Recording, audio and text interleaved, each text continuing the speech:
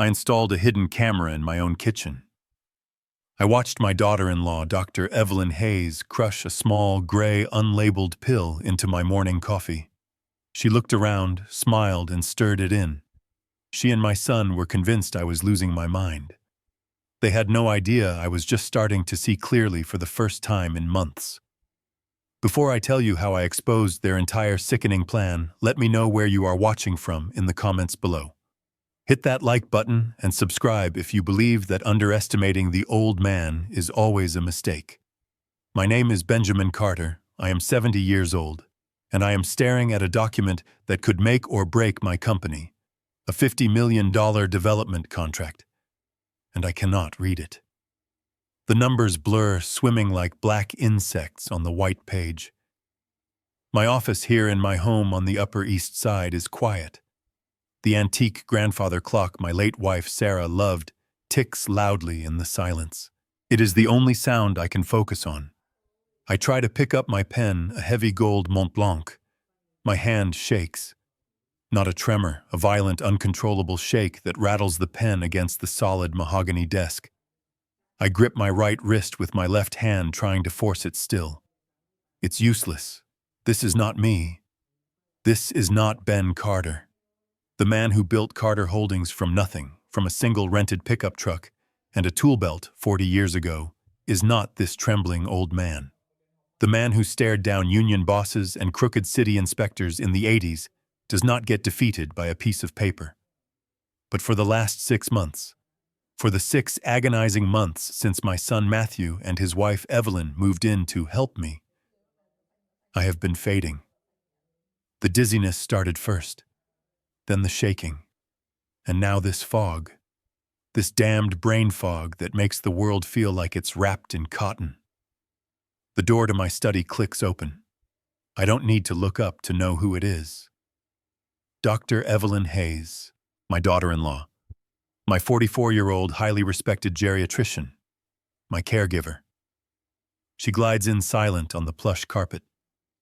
She carries a small silver tray. On it sits my morning coffee and a small porcelain cup holding my daily pills. "Dad, are you trying to work again?" Her voice is smooth like honey poured over glass. It's the voice she uses when she talks to confused patients or to small children. "What have we said about stress? It's not good for your condition." I gesture vaguely at the contract. My hand flops weakly. "It's the Hudson proposal, Evelyn. It's important. 50 million. She places the tray down deliberately, moving the contract aside. Her perfume, something expensive and heavy, fills the air. "Nothing is more important than your health. You need to rest. You've earned it." She smiles, but her eyes are cold. They are always cold. "Now let's get your medicine in you." I look at the little pile of pills, the orange one for my blood pressure, the white one for cholesterol, and the big one, a dull, chalky gray capsule, unlabeled. It has no markings. "Evelyn," I say, and my voice sounds weak even to my own ears. "This shaking. It's getting worse, and this fog. I cannot think clearly. Are you sure these medications are right?" She sighs. It is a patient-practiced, tired sound. "Ben, we've been over this. You are 70 years old. You suffered a terrible loss. These are the natural progressive signs of aging. The fog is just, well, it's cognitive decline. It happens. It is nothing to be ashamed of." She pushes the small cup toward me. Her fingernails are perfectly manicured. "This one," she says, tapping the large gray pill, "is that special herbal vitamin I ordered for you from that clinic in Switzerland. I told you about it. It will help with the fog. It just needs time to build up in your system." I stare at it. It looks like compressed dust. But what do I know? I build buildings. She's the doctor. Matthew, my own son, the chief financial officer of my company, he trusts her completely. He is the one who insisted she take over my care. "Dad, she's the best," he said. "She will protect you." I feel helpless. Useless. A prisoner in my own home, in my own body. I tip the pills into my palm. My hand is shaking so badly I almost drop them. I have to steady it with my other hand just to get them to my mouth. I swallow them down with the lukewarm coffee she prepared. "There we go," she coos, taking the empty cup. "That's a good man. Now why don't you leave these boring papers alone? I'll have Matthew look at them later. He can handle it. You should go sit in the garden. It's a lovely day." I let her guide me out of my own office. I, Ben Carter, founder and CEO of Carter Holdings, being led from my desk like a disobedient child. I hate this. I hate feeling old. I hate feeling weak. And as she closes the study door behind me, I see her pick up the $50 million contract. I see her glance at it. And for just a second, I see a look on her face that isn't concern. It is calculation. I sat in the garden just as Evelyn had told me, but the sunshine brought no warmth. I felt dismissed, useless.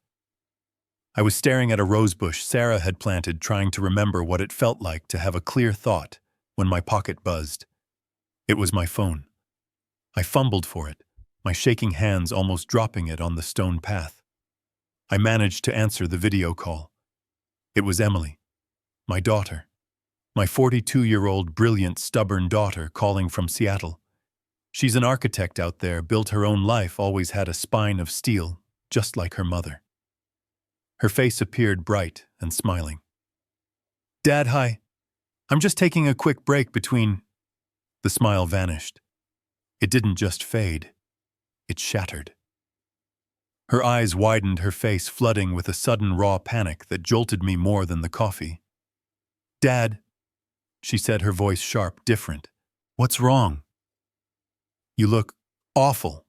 You look terrible." I tried to smile. "Emily, honey, don't be dramatic. Your old man is just tired." "Tired," she shot back, leaning into her camera. "You look confused. Your eyes are glassy, and you're shaking. Why are you shaking so much?" I tried to hide my hand. "It's nothing. Just the, age." "No," she said loud enough to make me flinch. "That's not age. I just talked to you 2 weeks ago. Dad, you promised. You promised you were flying out to visit Leo last week, for his birthday. You promised you'd be here. We waited.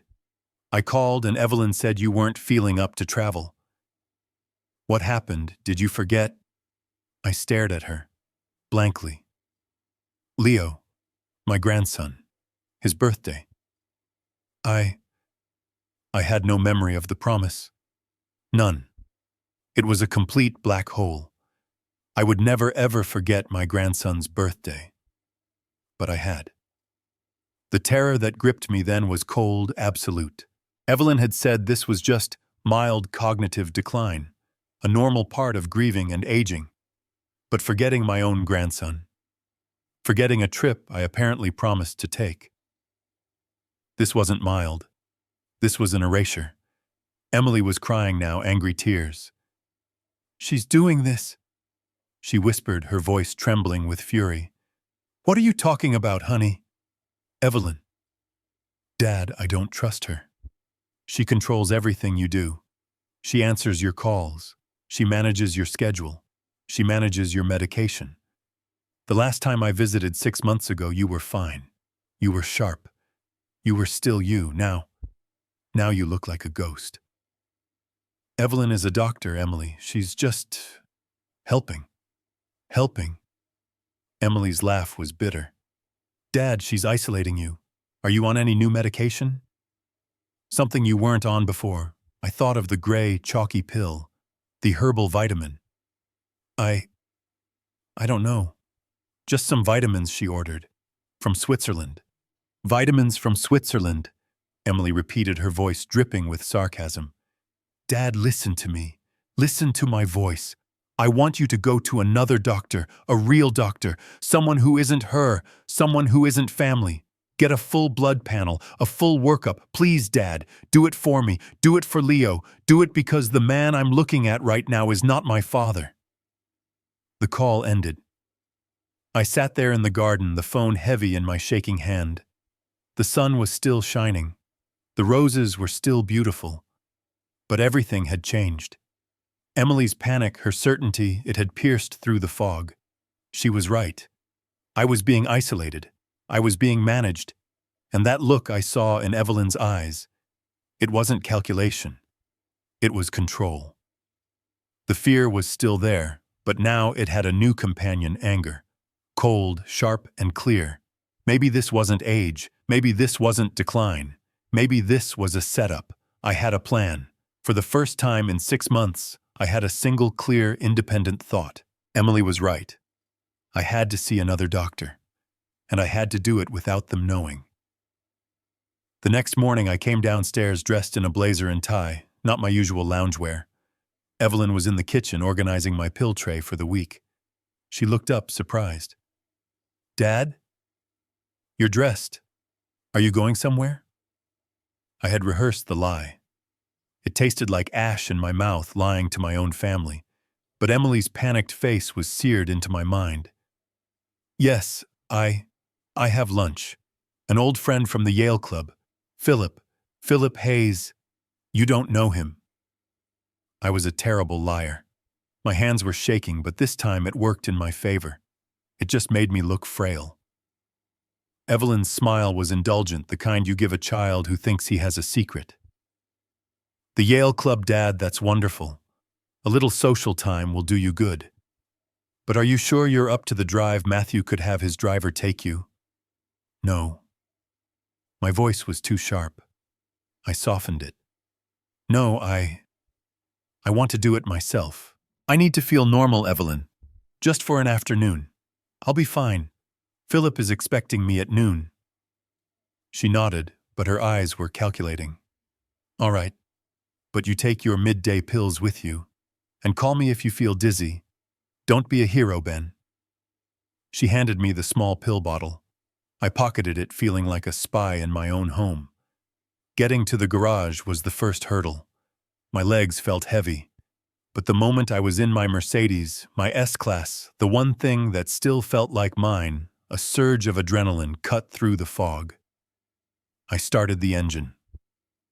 The drive to Dr. Kenji Tanaka's office in Midtown Manhattan should have taken 20 minutes. It took nearly an hour. The car, which I used to command with precision, now felt like a runaway beast. My hands were shaking so badly on the steering wheel that I gripped it until my knuckles were white. I nearly clipped a taxi when I was slow to react at a light. The driver honked, yelling something I couldn't hear. I was trembling. This wasn't just old age. This was impairment. Evelyn's words echoed in my head, "Progression of your condition, Dad." And for a moment, I almost turned back. Maybe they were right. Maybe I was incompetent, a danger to myself and others. But then I remembered Emily's voice. I don't trust her. I found the building and fumbled the parking garage ticket, my shaking hand unable to feed it into the machine. A line of cars honked behind me. Humiliation burned my neck. Finally, the attendant had to get out of his booth and do it for me, shooting me a look of pity and annoyance. I walked into the lobby of the medical building. It was all glass and steel, the opposite of Evelyn's cozy wood-paneled office. Dr. Tanaka's suite was on the 18th floor. The waiting room was packed. Young professionals on their phones, mothers with children, people who looked busy and, most importantly, healthy. And then there was me, the 70-year-old man in an expensive suit that now hung on his frail frame, clutching a briefcase as if it were a life raft. I sat in the corner feeling like a complete imposter, a traitor.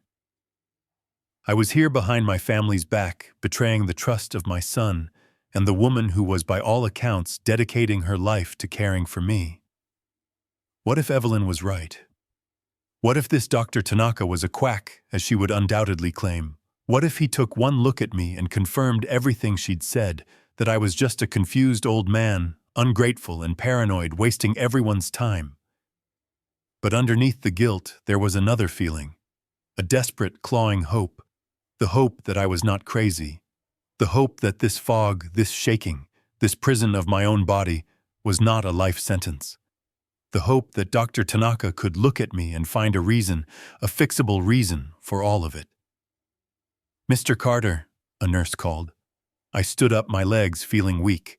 I picked up my briefcase, my hand trembling on the handle. This was it. I was about to find out if I was losing my mind or if someone was taking it from me. Dr. Tanaka's office was bright, almost sterile, flooded with the sharp afternoon light. He was a man in his early 40s, fit with sharp eyes behind minimalist glasses. He moved with an energy I hadn't seen in months. He didn't coddle me. He didn't speak to me in that soft, placating tone Evelyn used. He spoke to me like an equal. "Benjamin Carter," he said, shaking my hand. His grip was firm. "My chart says 70, but your file from your last physical 2 years ago looks like a man of 55. Let's talk about what's changed." I sat down and the words just tumbled out. The shaking, the fog in my head that made thinking feel like wading through wet cement, the dizziness, the sudden terrifying memory lapses like forgetting my own grandson's birthday. I told him I felt like I was disappearing, like my own mind was betraying me. He listened. He didn't interrupt. He just typed, his fingers flying across his keyboard, his eyes fixed on me. "And your medications." I handed him the list Evelyn had neatly printed out for me. "My daughter-in-law manages my care. She's a geriatrician." He took the list and his eyes scanned it. I watched his face. For a moment it was neutral. Then he stopped. He scrolled back up. He frowned. It wasn't a small frown. His entire brow furrowed. He looked from the screen to me and back to the screen.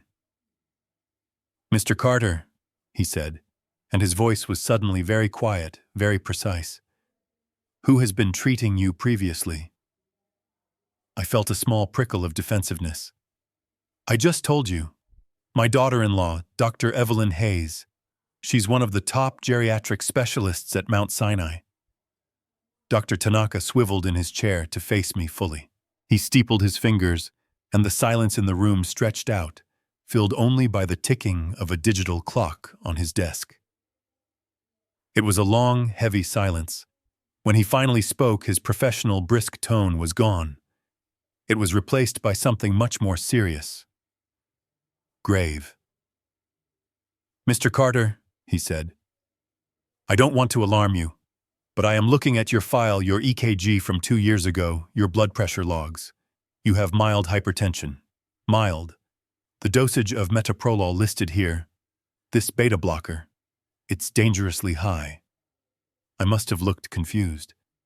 "What do you mean?" Evelyn said she was just being cautious.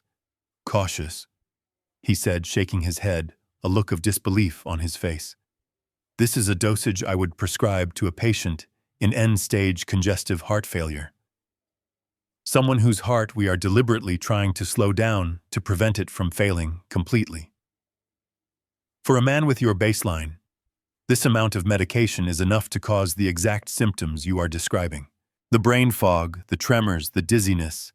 It's textbook systemic overdrive." My heart hammered against my ribs.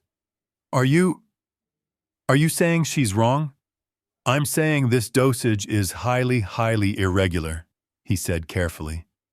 Then his eyes landed on the small, unlabeled vial I had placed on his desk. The gray vitamins.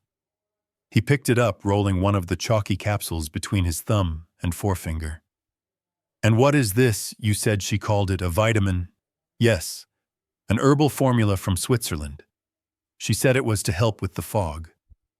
"It's not in your official chart," he said. He opened the vial and sniffed it. He looked at it under his desk lamp. "Mr. Carter, there is no such thing as a standard herbal vitamin from Switzerland that looks like this and isn't on a chart." He stood up abruptly. He looked at me and his eyes were now sharp-focused, like a detective who just found the crucial clue. "We're done talking," he said. "We need to act. I need blood, right now. A comprehensive panel. Liver function, kidney function, thyroid, and a full heavy metals panel." "Heavy metals?" I repeated the words, sounding foreign. "Like mercury, lead." Like lead, mercury, arsenic, and thallium, he said, his voice grim. I want you to stop taking this. He held up the gray pill immediately. As in, do not take another one. We are going to find out exactly what's in your system. What I'm seeing here, the combination of this extreme beta blocker dosage and a mysterious unlabeled compound. He paused, looking at me with a profound, sudden pity that terrified me more than anything. It doesn't just suggest a mistake, Mr. Carter. I suspect a severe toxic drug interaction. Or something else entirely. I left Dr. Tanaka's office in a state of shock. He had taken 6 vials of blood, a urine sample, and even a clipping of my hair, which he sealed in a small biohazard bag. Hair holds a record, Ben, he had said, his face grim. It tells us what you've been exposed to over months. I drove, but I don't remember the trip. I didn't go back to the Yale Club. I couldn't. I ended up parking on a quiet street overlooking the East River, the city lights just beginning to glitter as the sun went down. I couldn't go home. Not yet. I just sat there for hours, the car engine silent, the world moving around me while I was frozen in a cold, terrifying stillness. My phone buzzed on the passenger seat. It was an unknown number. My hand, still plagued by that damned tremor, fumbled to answer it. This is Ben Carter. Ben, it's Dr. Tanaka. His voice was clipped professional. It was already 7 p.m. He was calling me after hours. That wasn't a good sign. Doctor, did you find something already? I did, he said. I rushed the preliminary panel. The full toxicology and the metals will take several days, but the initial blood work is back. And Ben, your liver enzymes are frankly astronomical. They are so high, I'm surprised you're not jaundiced. This isn't just a statin reaction. This is a sign of active, significant liver distress. Your body is fighting something toxic. I gripped the phone, my knuckles white. What does it mean? It means we need to act fast. We also found traces of a strange compound, an alkaloid signature I can't immediately identify without the full analysis, but it absolutely should not be in your bloodstream. I thought of the gray, chalky pill, the vitamin. Ben, I'm calling you with instructions, not suggestions, he said, his voice hardening with urgency. I want you to stop taking that vitamin immediately. Do not take another dose. And the beta blocker, the metoprolol, I want you to cut that dose in half starting tonight. Do not stop it cold. Your heart can't take that shock. But we must wean you off this dangerously high level. I'll call in a prescription for the correct lower dosage to your nearest pharmacy. Go pick it up tonight. I hung up the phone. I didn't feel fear. I felt air. I could breathe. The first feeling that washed over me was a profound, earth-shattering wave of relief. It was so intense I started to laugh, a dry, choked sound in the empty car. I wasn't crazy. I wasn't senile. I wasn't a confused old man. My mind wasn't failing me. My body wasn't betraying me. They were. The relief lasted for exactly 10 seconds, and then the horror set in, cold and absolute. Evelyn, Dr. Evelyn Hayes, my daughter-in-law, the woman I trusted with my life, the woman I welcomed into my home, the woman sleeping under my roof. What is she doing to me? This wasn't an accident. This wasn't malpractice. This was deliberate. The high-dose beta blocker to make me foggy and weak, to create the very symptoms of cognitive decline she claimed to be treating. And the strange compound, the vitamin, was that accelerating it? Was it the poison itself? My blood ran cold. I started the car. I wasn't going to a pharmacy. I was driving home. I was driving into the lion's den. I walked into my home. The smell of roasted chicken and garlic filled the air. Laughter. I heard laughter coming from the formal dining room. I walked to the doorway. The scene in front of me was so normal, so domestic, it was grotesque. Matthew and Evelyn were sitting at the head of the long mahogany table, my wife Sarah's table. They were sharing a bottle of expensive red wine. They were laughing about something Matthew had said on his phone. They didn't hear me approach. They looked happy, relaxed, like a couple enjoying a quiet evening now that the problem me was supposedly out of the house. "Enjoying yourselves?" My voice cut through the room like a razor. They both jumped. Evelyn's hand flew to her chest, her smile frozen in place. Matthew spilled some wine on the tablecloth. "Dad," Matthew exclaimed, standing up too quickly. You're home. I thought you were at the club. We didn't expect you for dinner." "Clearly," I said. I walked steadily toward the table. The fog was still there, a dull hum in my skull, but the rage was a searchlight, white-hot and absolute, cutting right through it. "Ben, you look pale," Evelyn said, starting to recover her doctor mask, slipping back into place. "Did you overdo it? You should sit down." "I'm not sitting down," I said. "I didn't go to the Yale Club." I reached into my blazer pocket. I pulled out the bottle of high-dosage metoprolol, the bottle she had refilled just 2 days ago. "Where did you go, Dad?" Matthew asked, his tone shifting from surprise to suspicion. I looked at Evelyn. I looked at the woman who had smiled at me that morning while giving me pills to fog my mind, pills that were actively destroying my liver. I threw the bottle onto the table. It wasn't a gentle toss. I slammed it down. The plastic bottle clattered hard against the fine china, rattling the plates and splashing wine from their glasses. Evelyn gasped. Matthew stared at the bottle, his face pale. "I went to see a new doctor," I said, my voice low and shaking, but not from weakness, from fury. "A real doctor, and he told me exactly what you're doing." I locked my eyes on Evelyn, and for the first time I saw her mask crack. I saw the flash of pure, cold panic underneath. "He said this dosage isn't treatment." I leaned in, my voice dropping to a whisper that filled the suddenly silent room. "He said it's poisoning." Evelyn's face, which had been relaxed and smiling, transformed.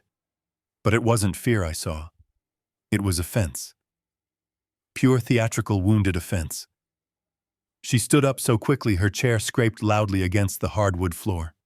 Her hand flew to her pearls, a gesture of pure, scandalized shock. "Poisoning!" she repeated, her voice rising in disbelief. "Dad, what are you? How could you say that?" Her eyes widened, and to my astonishment, they began to fill with tears. "You went behind my back." She stepped away from the table as if my accusation was a physical blow. "You went to another doctor without telling me you doubt my expertise.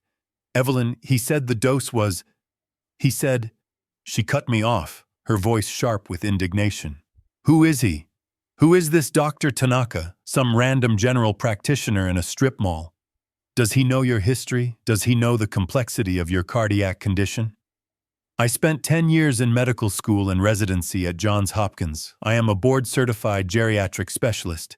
And you take the word of some stranger over mine." She had completely seized the narrative. She wasn't the accused. I was. I was the one who had committed a betrayal. Matthew shot up from his chair, his face red with anger. He moved to Evelyn's side, putting a protective arm around her shoulder as she performed her sob. "Dad, this is ridiculous. What is wrong with you?" He pointed an accusing finger at me. "You're hurting her. Can't you see that this woman has put her life on hold to take care of you? She monitors your meals. She manages your prescriptions. She is here day in and day out when Emily is halfway across the country. And this is how you repay her, by sneaking around and throwing insane accusations in her face." His words hit me harder than Evelyn's because they were in part true. I did remember. After Sarah died, I was a wreck. The grief was a physical weight I couldn't carry. The house was empty. The company felt meaningless. I couldn't sleep. I couldn't eat. I had been terrified of dying alone, of suffering a stroke like my own father had. I remembered sitting in this very dining room, a broken man pleading with them. "Matthew, Evelyn, please, help me. I don't trust myself. Evelyn, you're a doctor. Please, just handle it. Handle my health. I can't think about it. I had handed them the keys to my life. I had begged them to take control. And now they were using that very moment of vulnerability as a weapon against me. Dad? Matthew continued, his voice softer, now disappointed. You have no idea what she's done for you. The sleepless nights she's had worrying about your blood pressure, researching new treatments, all for you to throw it back in her face because some new doctor who doesn't know you at all scared you. Evelyn dabbed at her eyes with a linen napkin. I just can't believe it, Ben. I thought we trusted each other. I thought we were family. I stood there momentarily stunned. The force of their combined offense was a physical wall. They were so united, so certain. My own rage, which had been so clear and sharp in the car, now felt muddled, confused. Could I be wrong? Would Dr. Tanaka in his bright modern office have made a mistake? Was he just an alarmist? Was Evelyn right? I looked at the bottle on the table. But the dosage, Evelyn. He said it was for end-stage heart failure. The fog in my head was thickening again, the adrenaline fading, replaced by doubt. My hands began to shake. This was their moment. This was the masterstroke. And Evelyn played it perfectly. Evelyn didn't just look offended. She began to cry. Not loud, dramatic sobs, but the quiet, heartbreaking tears of someone who has been deeply, unfairly wounded. It was a devastatingly effective performance. The vitamin, she said, her voice trembling. She shook her head as if she couldn't believe my cruelty. Dad, that vitamin is an advanced homeopathic compound from a private clinic in Zurich. It's not something you can just get at Walgreens. It's not FDA approved yet, which is why, of course, Dr. Tanaka wouldn't know about it. It's cutting-edge treatment for memory support. She wiped a tear from her cheek. It's incredibly expensive. I pay for it out of my own pocket. I don't use the estate funds. I wanted to help you. I wanted you to have the best. I thought it was working. I felt a twist of guilt. She was paying for it herself. I had just thrown her generosity back in her face. And the metoprolol, I stammered, feeling my certainty crumble. He said the dose. He said... She snapped, a flash of protective anger cutting through her tears. Did he tell you that you had a mild atrial fibrillation episode 6 months ago, did he? I just stared at her. Atrial fibrillation. An irregular heartbeat. That was serious. No, I said weakly. I don't remember that. Of course you don't, she cried, throwing her hands up in the air. That's part of the condition, Ben. You were dizzy, you nearly fainted in the library. Matthew had to catch you. We took you for an EKG. I was terrified. I've been terrified ever since. Matthew, seeing his cue, stepped forward, his voice low and serious. She's right, Dad. You were white as a sheet. You kept saying you just felt strange. Evelyn handled everything. She consulted with a cardiologist. They decided to increase the beta blocker dose to control your heart rate to prevent a stroke. Evelyn pointed a trembling finger at me. That quack. He told you to cut the dose. He is actively putting your life at risk. He could kill you. And you believe him over me, over your own family. The room was spinning. I didn't remember the AFIB episode. I didn't remember the cardiologist. I didn't remember Matthew catching me. But I also hadn't remembered promising to visit Emily. I hadn't remembered my own grandson's birthday. The doubt was a cancer. It was eating my confidence, my anger, my very reality. What if they were the ones telling the truth? What if my memory was so shattered, so full of black holes that I was now fabricating conspiracies? What if Dr. Tanaka in his brief 20-minute exam had missed the whole picture, and I had just accused my loving daughter-in-law of attempted murder, when she was in fact the only thing keeping me from a massive stroke? I looked at their faces. Matthew looking at me with profound, weary disappointment. Evelyn crying silently into her napkin, her shoulders shaking. The shame was overwhelming. I felt like a monster, a paranoid, ungrateful, senile old fool. Evelyn, I started, my voice hoarse. Matthew, I'm sorry. I took a step back. I didn't know. I was confused. The doctor, he just said it looked high. I didn't understand. Evelyn wouldn't even look at me. She just kept her face hidden, shaking her head. Matthew sighed, a long, heavy sound of a son burdened by a difficult father. It's okay, Dad. We get it. You're scared. You're confused. But you can't do this. You can't just go running off and listening to strangers. We are trying to protect you. Evelyn is the only reason you are stable. You have to trust us. I do, I said, feeling about 2 inches tall. I do trust you. I'm sorry, Evelyn. Truly. I must have overreacted. I was just scared by what he said. Evelyn finally looked up, and her eyes red and puffy. Just promise me you won't go back to him, Ben. Promise me you won't stop the medication I'm giving you. I'm trying to keep you alive. I promise, I whispered. I'll take my medicine. I'm sorry for this. I'll just go upstairs. I'm very tired. I turned and walked out of the dining room.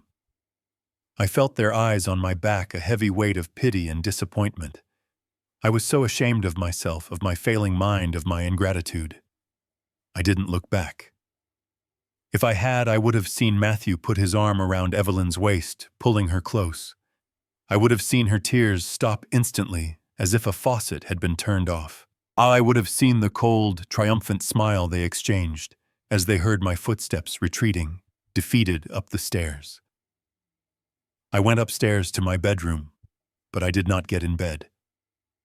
I sat in the dark for hours in the armchair Sarah used to read in, staring at the lights of the city I had helped to build. The scene in the dining room replayed in my mind. Again and again. Evelyn's tears, Matthew's righteous anger, my own crushing, debilitating guilt.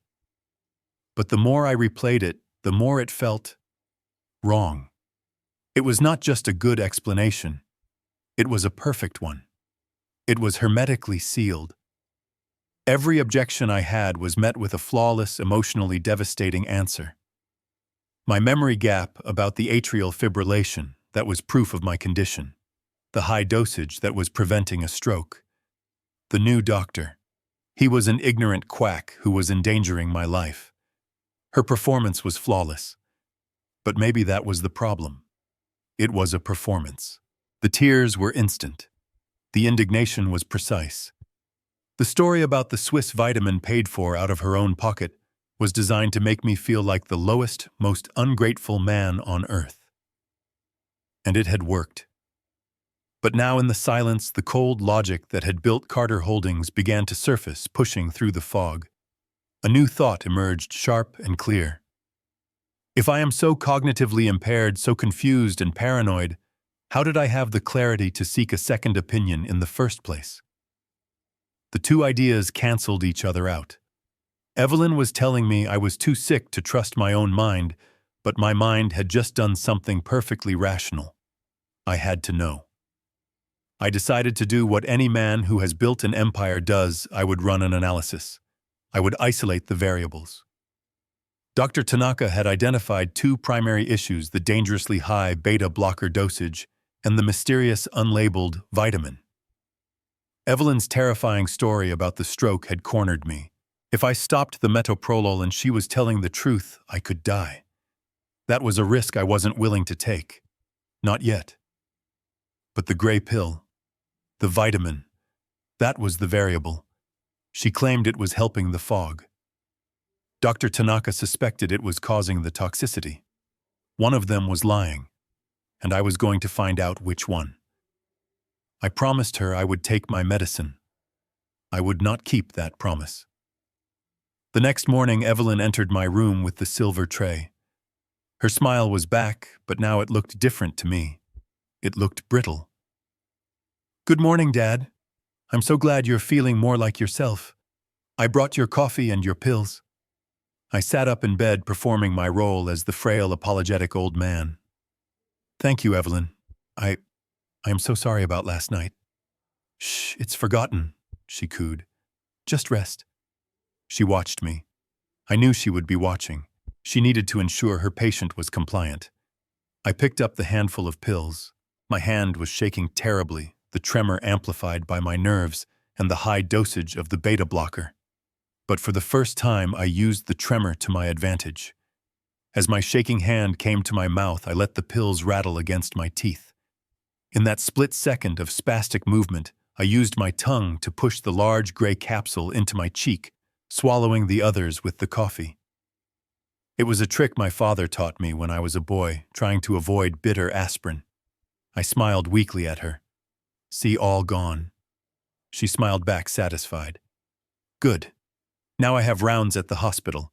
Matthew is working from home today. Just call if you need anything." The moment her car pulled out of the driveway, I ran to the bathroom. I spat the gray, partially dissolved pill into the toilet. I flushed it. It felt like a gunshot in the silent house. A small, terrifying act of rebellion. That was day 1. I was still taking the high-dose beta blocker, so the tremors and dizziness remained. The fog was just as thick. A gnawing kernel of doubt began to eat at me. What if I was wrong? What if that gray pill really was the only thing holding my mind together? What if I was flushing my last chance at clarity down the drain? Day 2. I repeated the charade. Evelyn brought the tray. I palmed the pill. I flushed it. I spent the day feeling shaky, disoriented, and deeply depressed. I tried to read the newspaper, but the words still wouldn't connect. I began to despair. Maybe Evelyn was right. Maybe I was just a paranoid old man. Then came day 3. I woke up. The light in the room felt different, sharper. I sat up. The usual wave of dizziness that greeted me every morning. It was still there, but it was less. It wasn't a tidal wave. It was just a ripple. Evelyn brought the tray. I palmed the pill. I flushed it. She left for the hospital. I sat in the library, not my study, just to be in a different space. Matthew was on a conference call in his office. I was alone. My clean coffee sat on the table. I looked at the Wall Street Journal lying next to it. For months, it had been gibberish. A collection of symbols I recognized but could not string together. I picked it up. I looked at the headline. Federal Reserve signals aggressive stance on inflation. I read the first sentence. Markets reacted predictably Tuesday as the Fed chairman confirmed that quantitative tightening would accelerate through the fourth quarter. I read the entire paragraph, and then I read the entire article, and I understood it. I understood the financial implications. I understood the bond market analysis. I felt a surge of adrenaline so powerful my heart skipped a beat. I grabbed a napkin and the pen from the side table. My hand was still shaking, the beta blocker was still doing its work, but I gripped the pen. I wrote 14 times 28. I did the math in my head the way I used to. 14 times 10 is 140. 14 times 8, 112. 140 plus 112. I wrote down 392. I pulled out my phone, my fingers fumbling with the tremor. I opened the calculator. 14 times 28. The result, 392. I dropped the phone on the table. And I began to cry. Not the staged tears of Evelyn. These were silent, hot tears of pure, unadulterated vindication. It had been 72 hours. 72 hours since I had taken that gray pill. The tremor was still there. Dr. Tanaka was right. The beta blocker was still poisoning my motor skills. That was a separate, very real problem. But the fog, the oppressive, identity-stealing, debilitating fog, was lifting. It wasn't age. It wasn't grief. It wasn't dementia. It was the pill. Evelyn's story about the atrial fibrillation and the Swiss vitamin was a lie. A perfect, elaborate, terrifying lie designed to cover up the fact that the vitamin wasn't a vitamin at all. It was the fog machine. They weren't trying to prevent my cognitive decline. They were causing it. My anger returned, but this time it wasn't hot and confused. It was ice cold. And it was permanent. They were lying. They were poisoning me. Now I had to find out why. I felt a cold, hard clarity I hadn't known for half a year. The fog was gone, but the tremor remained a constant, frustrating reminder of the beta blocker still polluting my system. But I could think. And my first coherent thought was my company, Matthew, my son, my chief financial officer, the person I had personally trained for 20 years to take my place, the person I had handed the financial reins to when Sarah died, trusting him completely. If Evelyn was lying about my health, was Matthew lying about my company? I didn't call. I didn't announce my visit.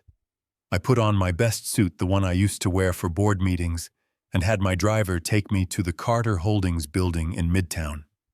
The building I built. The lobby was bustling. It was 10 a.m. on a Thursday. People I'd known for decades, project managers, accountants, architects, did a double take when they saw me. Their faces showed a mixture of surprise and pity, as if they were seeing a ghost. "Mr. Carter," they'd murmur, "good to see you, sir." But their eyes darted away, uncomfortable.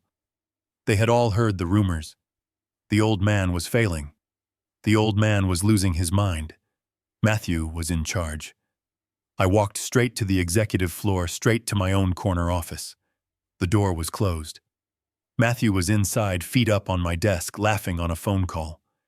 He looked up as I pushed the door open, and his face dropped. The smile vanished, replaced by sheer, unfiltered annoyance. "Dad," he said, snapping his feet to the floor. "What are you doing here? You should be at home. You're supposed to be resting."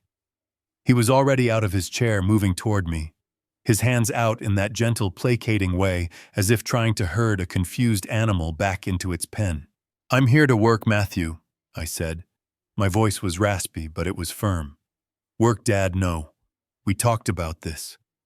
He tried to put a hand on my shoulder to steer me back out the door. "You don't need to worry about this stuff anymore. I've got it all handled. Everything is fine." I pushed his hand off me. Not violently, but with a strength that surprised us both. "This is still my office, Matthew. This is still my company. Get out of my chair." He froze. He hadn't been spoken to like that in months. The son who had looked at me with pity now looked at me with a flash of cold anger. But he backed away. He knew that tone of voice. It was the tone that had built this building. "Fine," he said, smoothing his expensive tie. "Fine. But Dad, you're just going to get yourself agitated. You'll get confused. Evelyn said—" "I don't care what Evelyn said," I cut him off. "I want to see the numbers." I buzzed my assistant, Martha. She'd been with me for 35 years. She was the one person in this building who I knew without a doubt was loyal to me, not to my son. She hurried, in her face a mask of worry. "Mr. Carter, sir, it's good to see you." "It's good to be seen, Martha," I said. "Please get me the consolidated financial reports for the last quarter. Full balance sheet, profit and loss, and a list of all active loans and liens against our properties. Now." "Of course, sir," she said, glancing nervously at Matthew, who was now leaning against the wall, arms crossed, a toxic smirk on his face.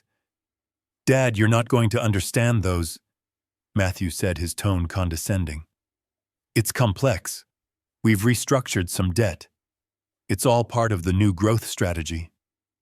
"Then you can sit here and explain it to your confused old father," I said, sitting down in my chair. It felt good. Martha returned in 5 minutes with a thick binder. She placed it in front of me with a small, encouraging nod. I opened it. Matthew kept talking. It's all about leveraging our assets, Dad. The market is perfect for it. We're moving into that new Hudson Yards West project I told you about. It's going to be huge. I ignored him. My eyes, now clear, scanned the pages. Assets, liabilities, cash flow. It was my native language, a language I hadn't been able to speak for 6 months. I read it all, and then I saw it. It was under the liabilities schedule, a new entry, a long-term note. I stopped. I read it again, and again. The numbers were clear. Matthew, I said, my voice dangerously quiet. Yeah, Dad, he said, still looking bored. There is a $10 million loan here, dated 3 months ago. Right, he said. Like I said, that's the bridge loan for Hudson Yards West. We're moving fast on it.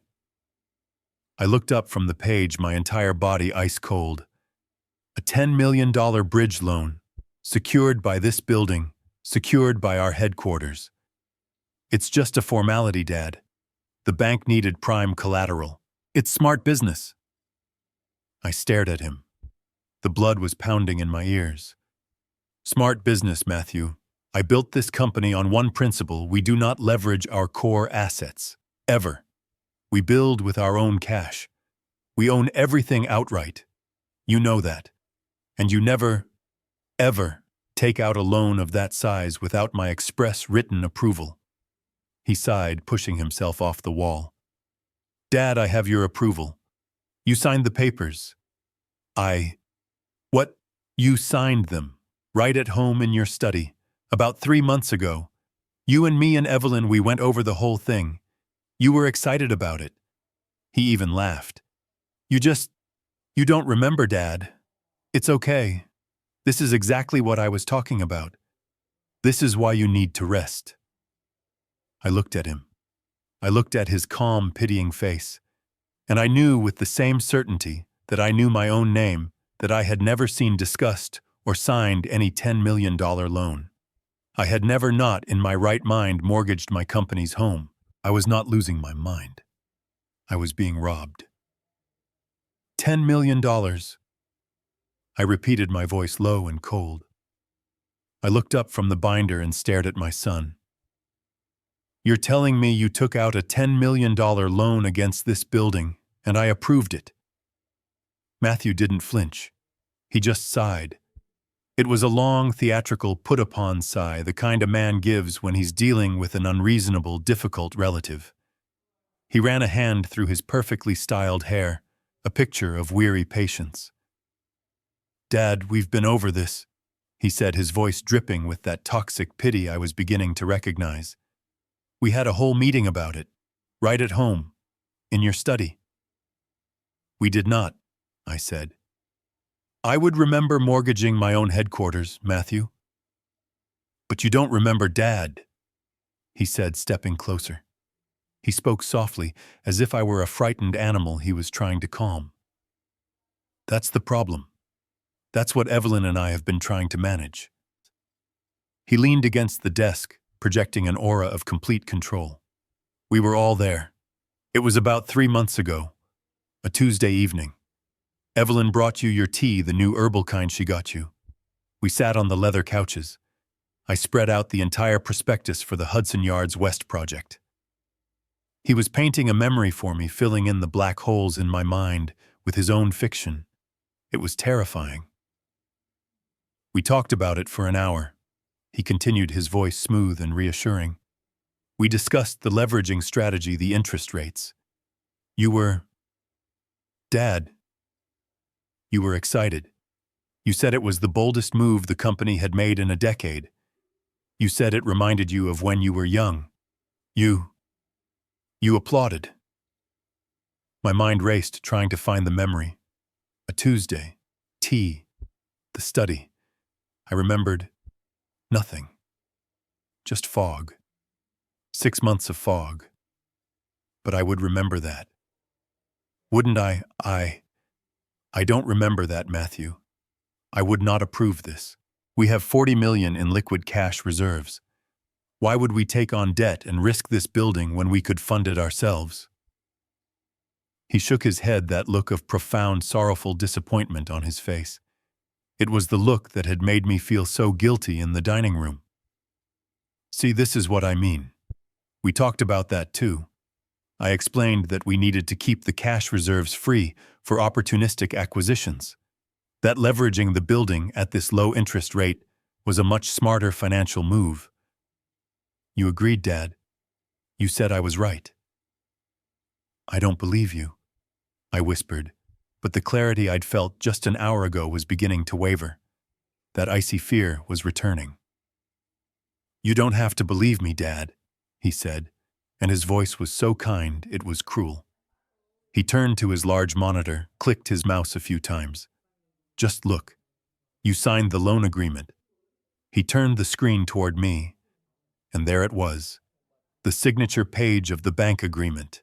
A $10 million note from Chase Manhattan, secured by the deed to the Carter Holdings building. And at the bottom on the line marked Benjamin Carter, CEO, was my signature. I stared at it. It was perfect. The familiar loop of the B, the sharp, impatient slash of the T. It was mine. It wasn't a crude forgery. It was flawless. I felt the blood drain from my face. My hand, the one that was still trembling from the beta blocker, reached out to the screen. I touched the digital image. Had I done this? Had I sat in my study wrapped in a chemical fog and signed away my company's home?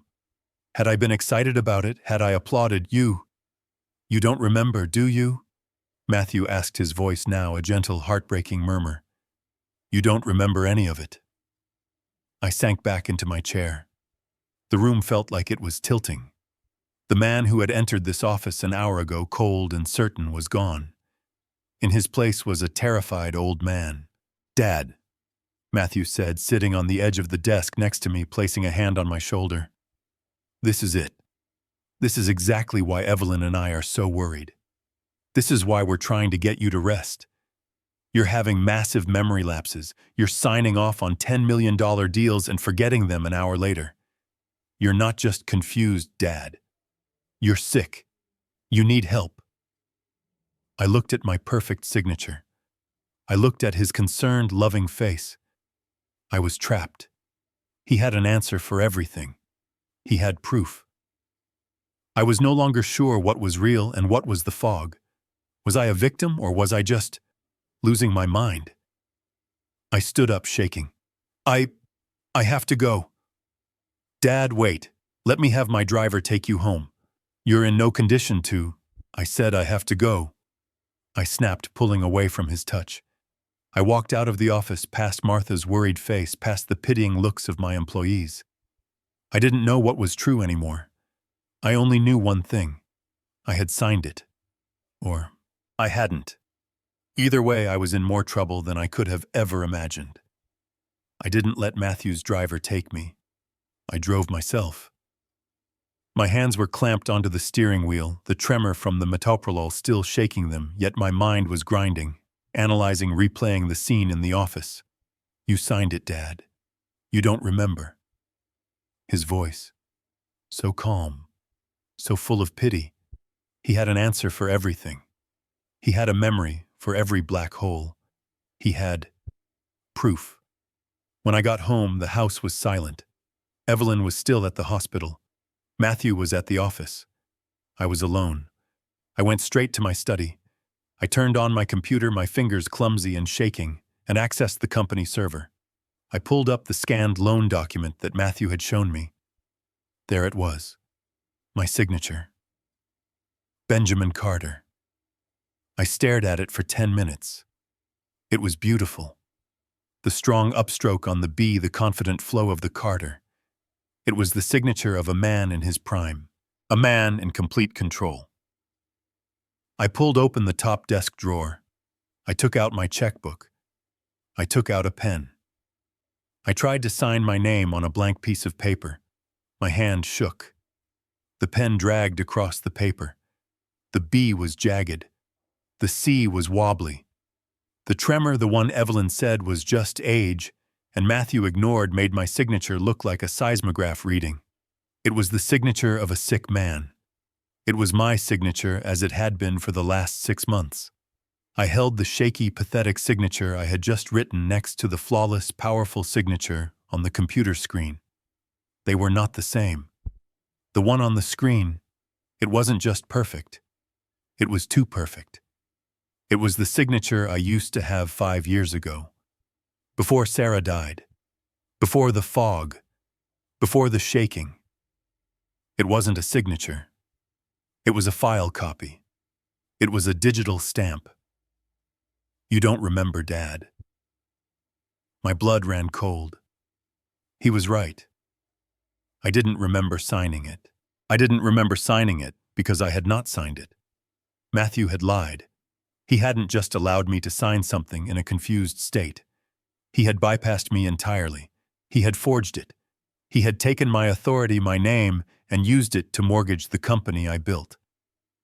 The $10 million question was, why? Why not just ask me why the elaborate deception smart business, he'd called it, keeping cash reserves free? It sounded plausible, but it wasn't my way of doing business. I built my empire on avoiding debt, on owning our assets outright. This wasn't a new strategy. This was a betrayal of my core philosophy. I was pacing the length of my study, my mind racing, truly racing, connecting dots for the first time. The fog was gone, replaced by a terrible, burning clarity. The shaking in my hands was just a distraction. The real poison was the one that had clouded my mind, the one I had flushed down the toilet 3 days ago. They were causing the symptoms to cover the crime. The front door opened. I heard Evelyn's voice in the foyer calling out for Matthew. I quickly shut down the computer screen. I sat in my chair, trying to look as I had, before confused, tired. She didn't come to the study.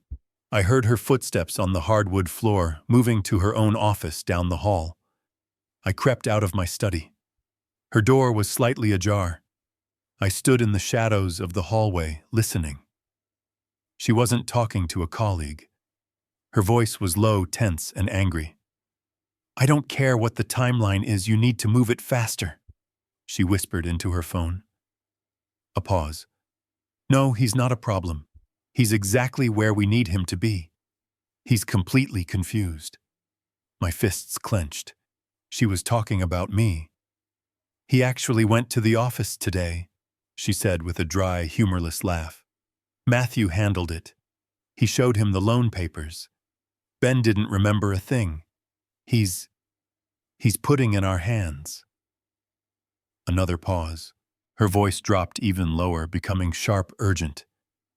"Listen to me. The money has to be moved by the 30th. All of it. The buyers are lined up. Once he's declared incompetent, we have a very small window to liquidate before the audits. I don't care about your excuses. Just get it done." I must have made a sound, a sharp intake of breath, a shuffle of my feet. Her voice stopped. The silence was absolute. Slowly, I saw her shadow move. She appeared at the doorway, her cell phone clutched in her hand. Her eyes widened when she saw me standing there in the dim hallway. She was cornered. For a split second, I saw pure, cold panic in her face. Then the mask slammed back into place. The panic vanished, replaced by a bright, strained smile. "Dad, you startled me," she said, her voice a little too high, a little too fast. "I was just on the phone with the hospital. A scheduling nightmare. You know how the administrators are. Just hospital business." She brushed past me, walking toward the kitchen. "You must be hungry. Let me fix you some tea. You look pale." I watched her walk away. I watched this woman who was actively, systematically poisoning me, who was plotting to have me declared incompetent, who was liquidating my life's work, walk away to make me a cup of tea. I didn't follow her. I went back to my study and locked the door. It was all true. All of it. I was not crazy. I was not senile. I was a victim, and they had just confirmed it. They were liquidating, moving money, a small window before the audits. This wasn't just about a $10 million loan. This was something bigger. This was a full-scale robbery, and they were using my own mind as the weapon against me. The game was over. Now I was going to change the rules. I locked the study door, something I hadn't done in years. My heart was a cold, hard knot in my chest. The fog was gone, replaced by a chilling, absolute certainty. They were trying to destroy me, liquidate before the audits, declare him incompetent. He's putting in our hands. I sat at my desk, my hands still shaking from the damn beta blocker, but my mind was a steel trap. I was 70 years old, I was being poisoned, and I was being robbed by my own son. A part of me wanted to storm down the hall to confront them, to scream. But that was the confused old man they wanted. That was the man who would lose. No, the man who built Carter Holdings from scratch was a planner, a strategist. And right now I needed allies. I was alone in this house, surrounded by enemies. I picked up my personal cell phone, the one Evelyn didn't monitor. My fingers fumbled, the tremor making it difficult to dial. "Lawson and Finch," a crisp voice answered. "Gary," I said, my voice low and urgent. "It's Ben. Are you free?" There was a pause. Gary Lawson wasn't just my lawyer for 40 years. He was my best friend. We'd been roommates at Yale. He was the best man at my wedding. He was the first person I called when Sarah died. "Ben." His voice changed instantly, shedding the professional tone replaced by the worry of a friend. "You sound terrible. What's wrong?" "Is it your health?" "It is," I said, "but not in the way you think. Gary, I'm in a big ugly mess. I know Matthew and Evelyn are trying to swindle me, and maybe worse." Another pause, this one heavy-loaded. "Ben," Gary said, his voice grim. "I've been worried for the last year. Ever since you handed Matthew full financial control. I tried to tell you to suggest more oversight, but you said, 'I know what I said.' I cut him off, shame burning in my throat. I told you to trust my son. I was a fool, Gary, a sentimental old fool, and I think they're drugging me. My God." He didn't question it. He didn't tell me I was paranoid. He just believed me. "Don't say another word. Not in that house. I'm on my way." "No," I said, panicked. "You can't come here. She's here. Evelyn, they're watching me. They monitor me." "Ben," Gary's voice was firm, pulling me back from the edge. "Listen to me. I am not coming to your house. I am going to my office. I am bringing in Harrison, my forensic guy, the best. We are going to meet, but not there. Can you get out? Can you get away clean without them knowing where you're going?" "Yes," I said, my mind already working. "I'll make an excuse. A long lunch, something." "No, not lunch. You need a bigger window, a trip." "A trip?" The word sparked an idea. "Emily." "My daughter." I said, "Emily in Seattle. I can tell them I'm flying out to see her. To clear my head. They'll love it. It gets me out of their hair. They'll think I'm giving up."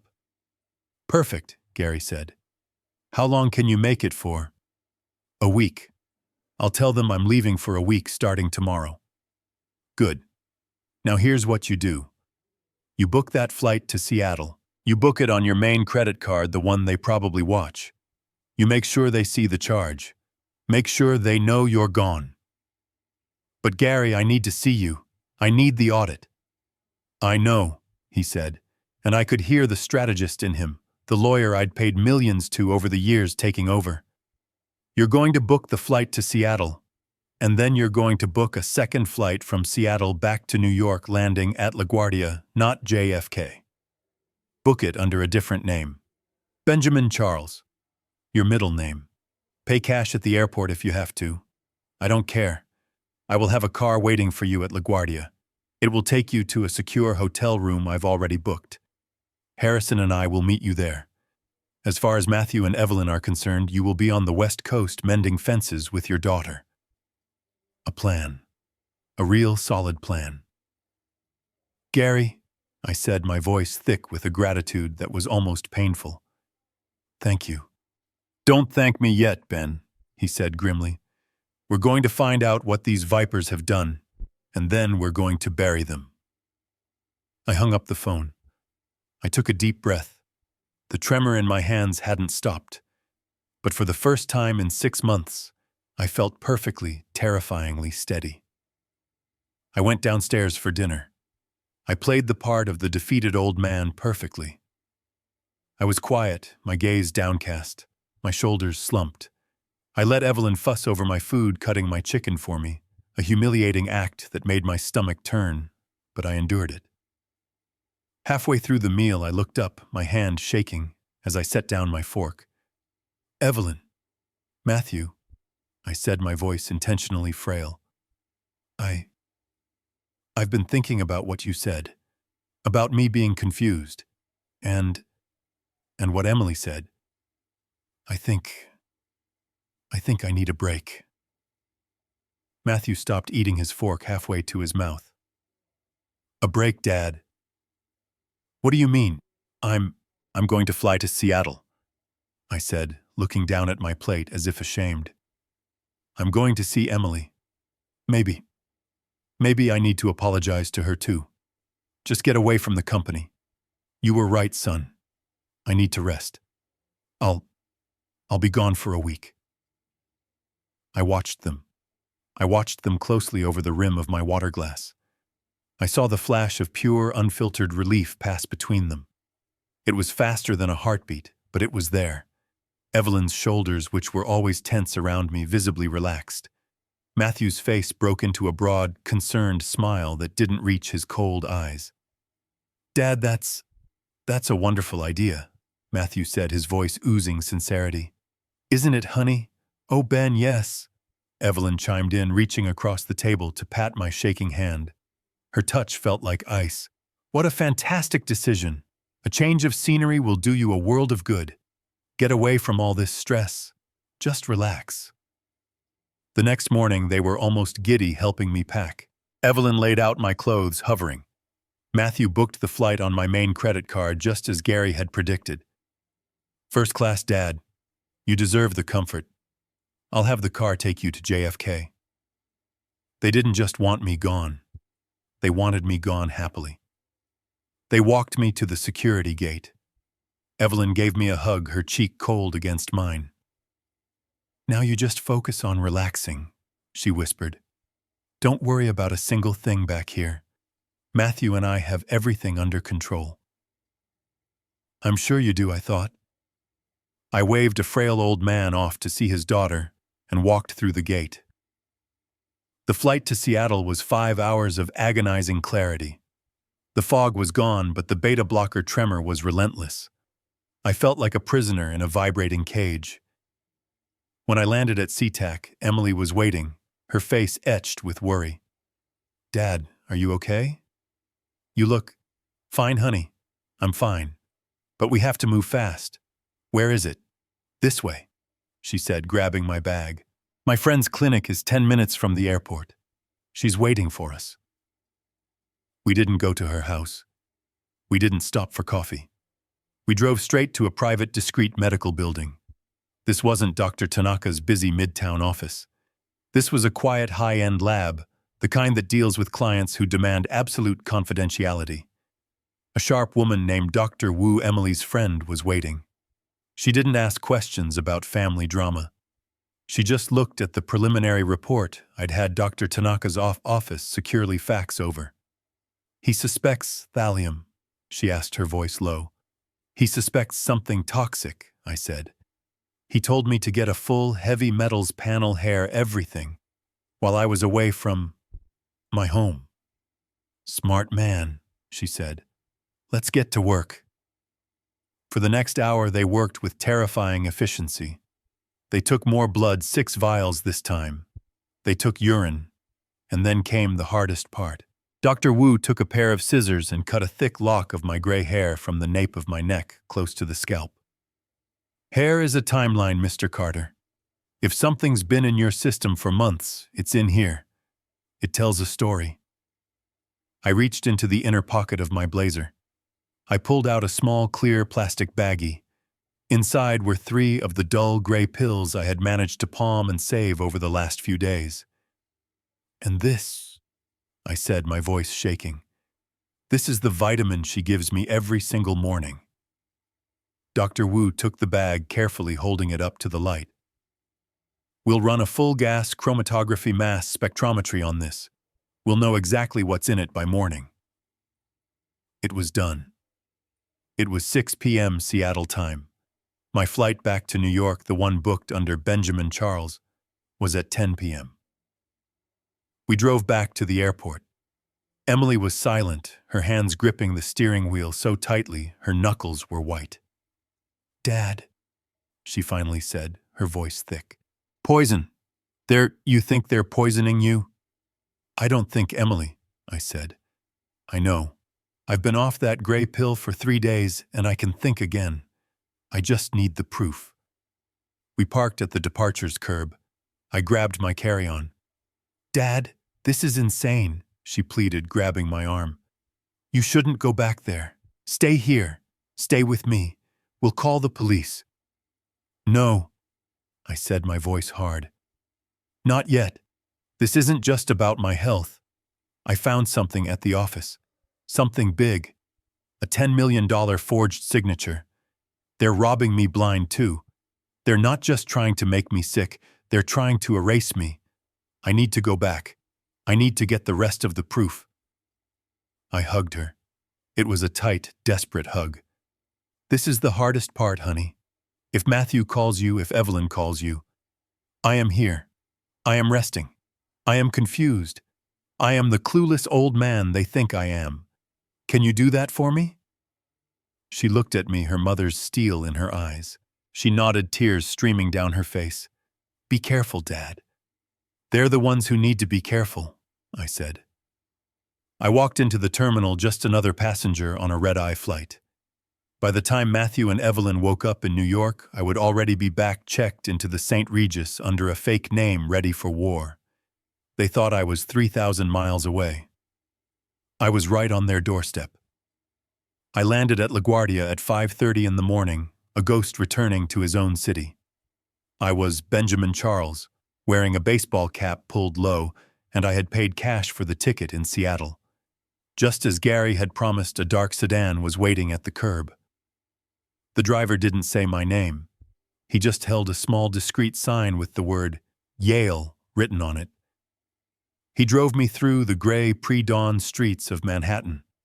It felt like a betrayal to be here, to be a fugitive in my own life. We didn't go to my home.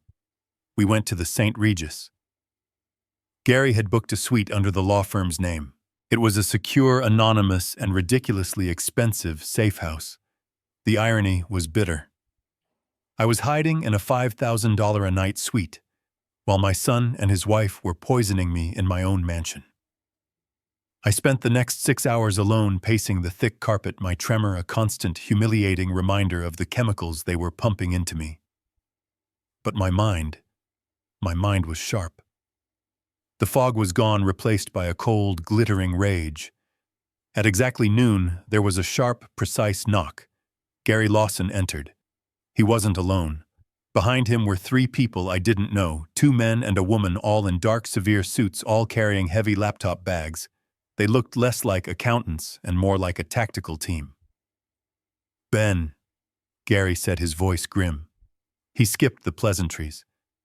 "This is Robert Harrison. He's the best forensic accountant in the country. This is his team.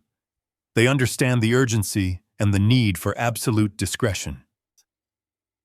Harrison, a man about 50 with piercing blue eyes, shook my hand.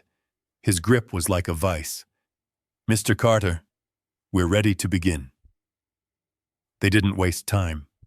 They didn't sit. They swept the room for listening devices. Satisfied it was clean, they set up on the large mahogany dining table, turning the luxury suite into a digital war room.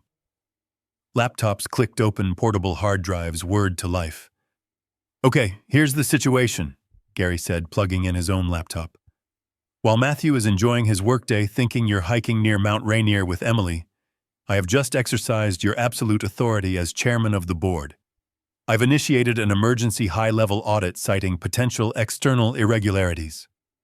The IT department was legally compelled to grant us full remote access to the Carter Holdings servers. They've been instructed under penalty of immediate termination that this audit is confidential and bypasses the CFO's office. He'll find out," I said, my voice hoarse. Eventually, Harrison, the lead auditor, said, his eyes already scanning a screen. "But by the time he does, we'll have what we need. We are downloading the entire general ledger, all signed contracts, and all executive email metadata from the last 12 months. We're prioritizing the Hudson Yards West project." Those hours were the longest of my life. I sat in an armchair, my hands shaking, watching them work. The only sound in the suite was the rapid, quiet clicking of keys. They spoke in low tones, a language of numbers and code I barely understood. "Check the transfers to Hudson West. I'm seeing a flag on the vendor payments. Cross-reference the invoices with the signature logs." I was a king in my own kingdom, now reduced to a bystander waiting for others to tell me how badly I'd been betrayed. It was almost 4 p.m. Harrison suddenly stopped typing. He went very, very still. He stared at his screen. "Gary," he said, his voice quiet, flat. "You need to see this." Gary walked over and looked over his shoulder. I saw Gary's back stiffen. "My God," he whispered. "What?" I demanded, pushing myself out of the chair, my legs unsteady. "What is it?" Harrison turned his monitor toward me. "Mr. Carter, we started with the $10 million loan you found. The one Matthew said you signed in your study. And we ran the signature on the digital copy of the agreement through our verification software. It's interesting. The signature is a perfect match for the one on your 2024 annual report filing." My heart sank. The dread was so cold it stopped my breath. "So, it's real?" "I did sign it, I signed it, and I don't remember." The thought that I was in fact incompetent after all was almost worse than the betrayal itself. "No, Mr. Carter," Harrison said, his blue eyes locking onto mine. "That's the problem. It's not a match. It's an identical match. Pixel for pixel. The stroke weight, the angle, the spacing. It is perfectly identical." I didn't understand. "What does that mean?" Gary Lawson stepped in, his face pale with fury, but his voice was like ice. "It means, Ben," he said, his voice shaking with rage, "that it's a digital forgery, a high-resolution scan. Your son took your legitimate signature from a public company filing, lifted it, and electronically pasted it onto the bank loan agreement. He never even asked you." Harrison pointed to the screen. "It's not a signature, Mr. Carter. It's a stamp. This isn't just a family dispute over money. This is federal bank fraud. And if he's done it once, I guarantee you he has done it again." I stared at the computer screen in the St. Regis suite, the digital forgery of my name burning into my retinas. "Bank fraud," Harrison said. Gary was already pacing his legal mind, churning planning motions and injunctions. But I held up my hand. The tremor was still there, a constant frustrating vibration from the beta blocker, but my voice was cold and clear. "It's not enough." Gary stopped pacing. "Ben, this is federal bank fraud. It's an open and shut case. We have the digital file. This is a slam dunk." "It's a financial crime," I corrected him.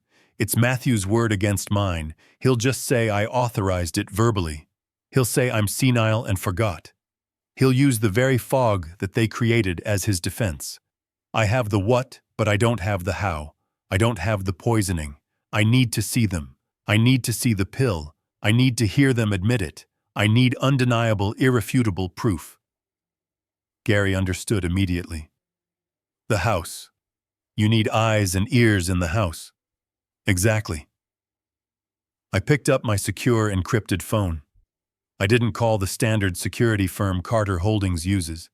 Matthew would have access to those logs. I called a high-end discreet security contractor. Gary recommended a firm run by ex-Special Forces. This is Benjamin Carter. I have an urgent high-priority situation at my residence. I need a covert surveillance installation. Audio and visual. Micro cameras. In my study and in the kitchen. And I need it done in the next 3 hours. No questions asked. The voice on the other end was pure business. The premises will be clear. My son and daughter-in-law live with me, I said. He is at Carter Holdings. She is at Mount Sinai. They will not be home until 6 p.m. You have a 4-hour window. We'll need remote access to the house systems, the man said. Gary Lawson has my full authority. He will grant you access. I want the feeds sent to a secure encrypted server I can access from anywhere. Can you do that? Mr. Carter? The man said, his voice flat. We can put a camera inside a sugar cube. This will be done. I hung up. For the next 3 hours, I paced the suite while Gary and Harrison's team kept digging. They were finding more shell companies, more suspicious transfers. But my focus was on the house. At 3:45 p.m., Gary's phone buzzed. The install is complete, he said. The feeds are live. They're invisible, hidden in the smoke detectors in the kitchen and the study. They're active as of right now. It was time to go home. It was time to step back into the cage. I had the St. Regis driver drop me 2 blocks from my house. I walked the rest of the way, deliberately shuffling my feet, allowing the exhaustion of the red-eye flight, which I hadn't slept on, to settle over me like a shroud. I fumbled with my keys at the front door, making a show of it just in case Matthew had his own cameras. I was the perfect image of a defeated, frail, confused old man. I pushed the door open. I heard their voices from the living room. They were laughing. I staggered into the doorway, letting my briefcase drop to the floor with a heavy thud. They both jumped up. Matthew's face, which had been relaxed, tightened. Dad, you're back early. I thought you were staying the whole week. I gripped the doorframe, letting my hand shake violently. I looked at them, my eyes wide and lost. I couldn't. I mumbled, my voice thick. It was too much. Evelyn was instantly by my side, her face a perfect mask of professional concern, but her eyes were sharp, analytical, assessing me. Ben, what's wrong? You look worse than when you left. Did you and Emily have a fight? I don't know, I said, playing the part. She's so angry at me. And the flight. I got so dizzy. I felt worse, Evelyn. So much worse. I think I made a terrible mistake. A mistake? What mistake? Matthew asked. Stepping closer, his brow furrowed. I looked directly at Evelyn, my eyes pleading, pathetic. I was giving the performance of my life. The medicine. Your vitamin. The gray one. I saw it. Just for a split second, a flash of pure cold panic in her eyes. The thought that her victim was off the leash. What about it, Ben? She asked, her voice dangerously quiet. I stopped taking it, I whispered, as if confessing a terrible sin. I thought maybe it was the problem. I wanted to see. And I felt awful. Worse than ever. The fog. It was terrible, Evelyn. I couldn't think at all. I think I need it. I'm sorry I ever doubted you. I don't feel right without it. I watched them. I watched the panic in Evelyn's face recede, replaced by something else. I watched the tension in Matthew's shoulders relax. I watched them exchange a look. It was not a look of love, it was not a look of relief. It was the look of zookeepers who had just found their escaped animal, confused and starving, waiting by the cage, begging to be let back in. It was a look of pure, unadulterated victory. Evelyn's face softened back into its familiar saccharine mask of pity. She let out a soft, forgiving laugh. "Oh, Ben," she cooed, patting my arm. "You poor thing. You scared me half to death. You can't just stop your regimen like that. You're not a doctor." Matthew clapped me on the shoulder a little too hard. "Dad, you really gave us a fright. We told you that stuff was important. You're home now. We'll take care of you." Evelyn smiled, her eyes glittering. "Of course we will. You just sit down and rest. I'll go get your coffee. And I'll fix your medicine a fresh dose. Everything will be back to normal in no time." I was in my bedroom, which I had now come to think of as my command center. The suite at the St. Regis had been for planning. My home was now the stage. On my nightstand, next to the bed I had shared with Sarah for 45 years, sat the tablet Gary had provided. The screen was split, showing two silent live feeds, the kitchen and my study. I had been awake since 5 a.m., my body vibrating with the high dosage of the beta blocker, but my mind was a razor. I was waiting. At 7:30 a.m. she appeared on the kitchen feed. Evelyn. She was dressed for her day at the hospital, immaculate in her white coat, her hair pulled back. She looked every bit the professional, compassionate doctor. She began her routine. She pulled the coffee beans from the grinder. She poured filtered water into the machine. It was all so normal, so domestic. Then she paused. She looked left toward the dining room. She looked right toward the main hallway. The kitchen was empty. She was alone.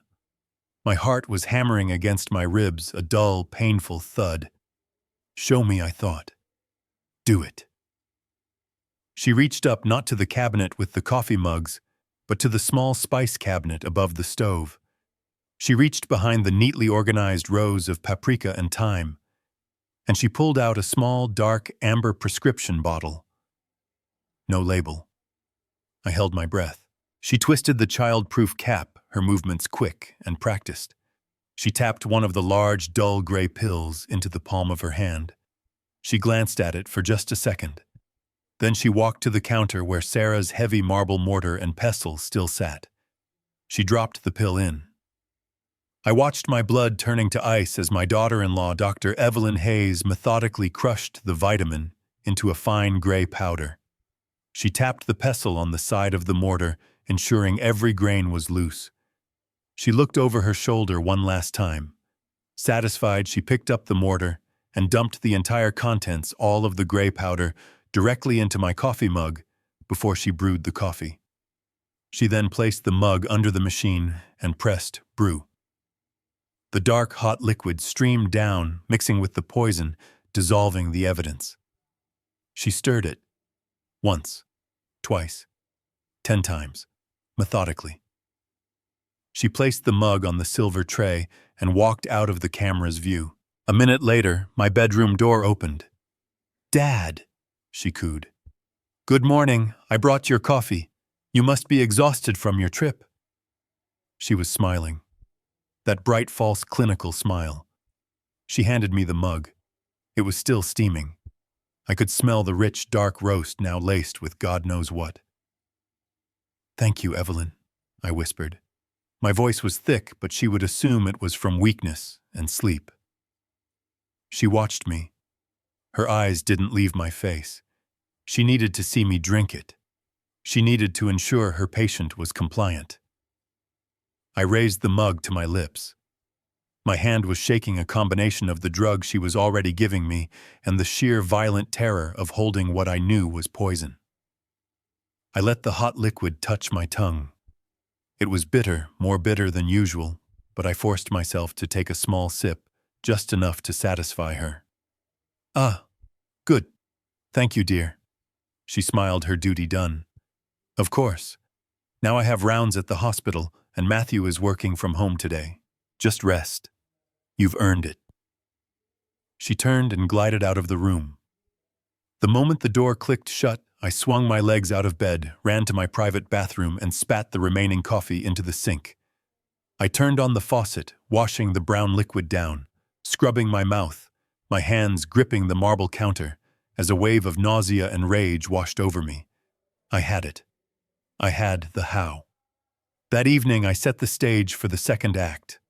I was in my study, not at the desk, but in the large leather armchair by the fire. The television was on, tuned to some mindless news program, the volume low. The tablet was hidden under a nearby blanket, but I wasn't watching it. I didn't need to. The micro camera in the smoke detector above my head was live recording. I was performing for it. I let my head loll to the side. I let my mouth hang slightly open. I focused on the tremor in my hands. I was the perfect picture of a heavily medicated, confused, and fading old man. At 8 p.m., Matthew came in. He didn't greet me. He was on his phone, looking annoyed. He walked straight to the large built-in safe hidden behind the painting of my late wife. I watched him. He spun the dial. My combination. Sarah's birthday. My stomach tightened. He knew it. The heavy steel door swung open. He reached inside, past my stock certificates, past Sarah's jewelry I kept there. He pulled out a thick blue legal-sized folder. He closed the safe, spun the lock, and only then did he turn to me. He stood there for a moment, just looking down at me. I could feel his contempt from across the room. "Dad," he said, tapping my shoulder. Not gently. I startled, blinking, looking up at him as if through a thick fog. "Matthew, what? What time is it?" "It's late, Dad," he said, his voice impatient. "But I just need you to sign something quickly. It's just some routine insurance paperwork for the company. End of quarter stuff. The lawyers need it." He opened the folder and dropped it onto my lap. He put a pen in my hand. I stared at the pages. They weren't insurance forms. Even upside down, I could see the dense paragraphs. I saw terms like collateral agreement and primary lien. It was another loan, or worse. What is this?" I mumbled, pretending to squint at the text. "Just insurance, Dad." "It's fine, sign here." He pointed aggressively to the yellow sticky arrow at the bottom of the page. I looked up at him, letting my eyes look vacant, trusting. "Okay, son. If you say so." I picked up the pen. I knew this was being recorded. I knew this was the final nail in his coffin. I scribbled my name, a shaky, pathetic, illegible scrawl. The signature of a sick man. The signature of a man who was clearly not competent. "There you go," he said. He didn't wait for the ink to dry. He snatched the folder from my lap, checked the signature, and closed it. He didn't say goodnight. He just walked out of the study, tapping away on his phone the folder, with my forged incompetence tucked under his arm. I waited until I heard his footsteps fade down the hall toward the kitchen. I reached under the blanket and grabbed the tablet. I opened the secure feed and rewound the last 5 minutes. I watched the entire sickening scene play back. The safe, the lie, the document, the signature. I had it all, the poisoning, the fraud, both on crystal-clear, high-definition video. The trap was set. Now I just had to wait for the call from Seattle. I was in Gary Lawson's conference room on the 45th floor overlooking Central Park. The view was spectacular, but I saw none of it. For 3 days, this room had been my safe house, my prison, and my war room. Harrison and his team were at the far end of the long mahogany table, their faces illuminated by the glow of their laptops, speaking in the quiet, cryptic language of forensic accountants. Gary was pacing by the window, his suit jacket off, his tie loosened. He looked like he hadn't slept in days. None of us had. I was living on black coffee and adrenaline. I was still performing the role of the frail, recovering invalid for my family. I called home twice a day, my voice intentionally weak and shaky, telling Evelyn that the Seattle air was doing me good, but that I was still very, very tired. She was always so supportive, so loving on the phone. "That's right, Dad. You just rest. Don't you worry about a thing." My secure phone, the one Gary had provided, vibrated on the table. The screen read, "Dr. K. Tanaka." My heart stopped. This was it. The results from the Seattle lab and his own. I picked it up. My tremor was so bad I had to use 2 hands to steady the phone. I pressed the speaker button. The entire room went silent. Harrison and his team stopped typing. Gary froze by the window. "Doctor," I said. My voice came out as a dry croak. "Ben, thank you for picking up." Tanaka's voice was not the warm, concerned tone of a physician. It was cold. It was the clinical, precise voice of a man about to read an autopsy report. "I have the results, both from my own lab's analysis of the pill and the full toxicology panel from the Seattle clinic. The results are conclusive, and they are identical." I stared at the phone. "The pill," I whispered. The gray vitamin." "Ben," Tanaka said, and I heard him take a sharp breath as if bracing himself. "The pill you gave me is not a vitamin. It is not herbal.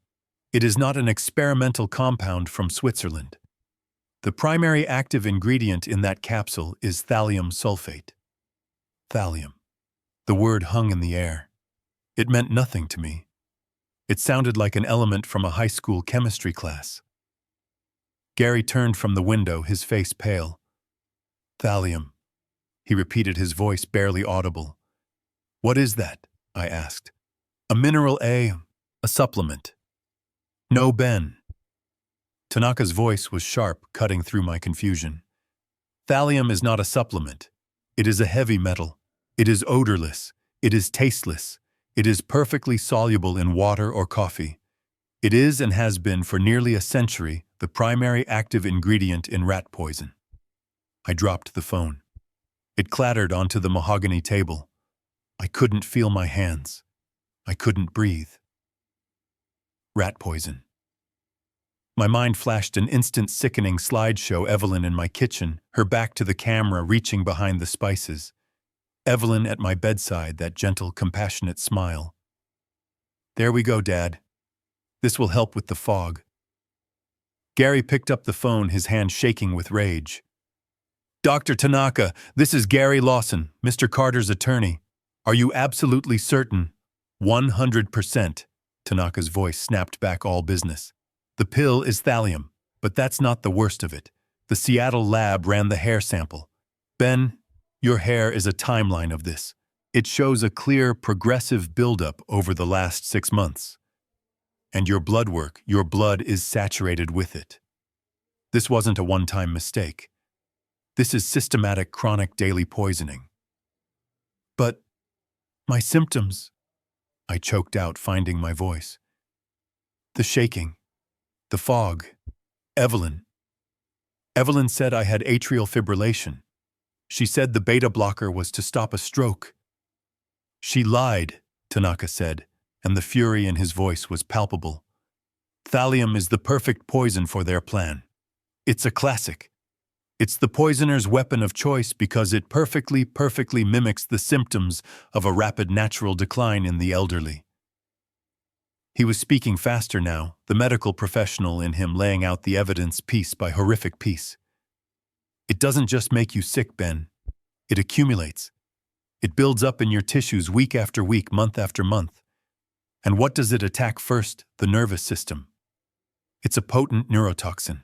The very first sign of chronic thallium poisoning is a peripheral neuropathy, a persistent, uncontrollable tremor in the hands and feet. Does that sound familiar?"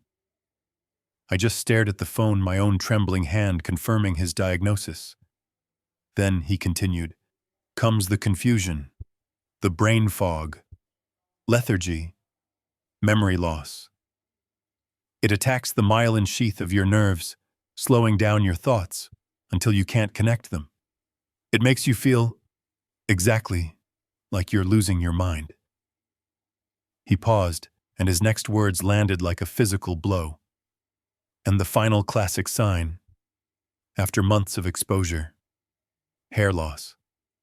Your liver enzymes, Ben. They're sky high because your body has been desperately, heroically trying to filter this metal out of your blood. It's been poisoning your organs inch by inch, day by day. The beta blocker. The beta blocker was a masterpiece of cruelty. Tanaka cut in, reading my mind. The thallium was the real, slow-burning poison, but the massive, crippling dose of metoprolol was the accelerant.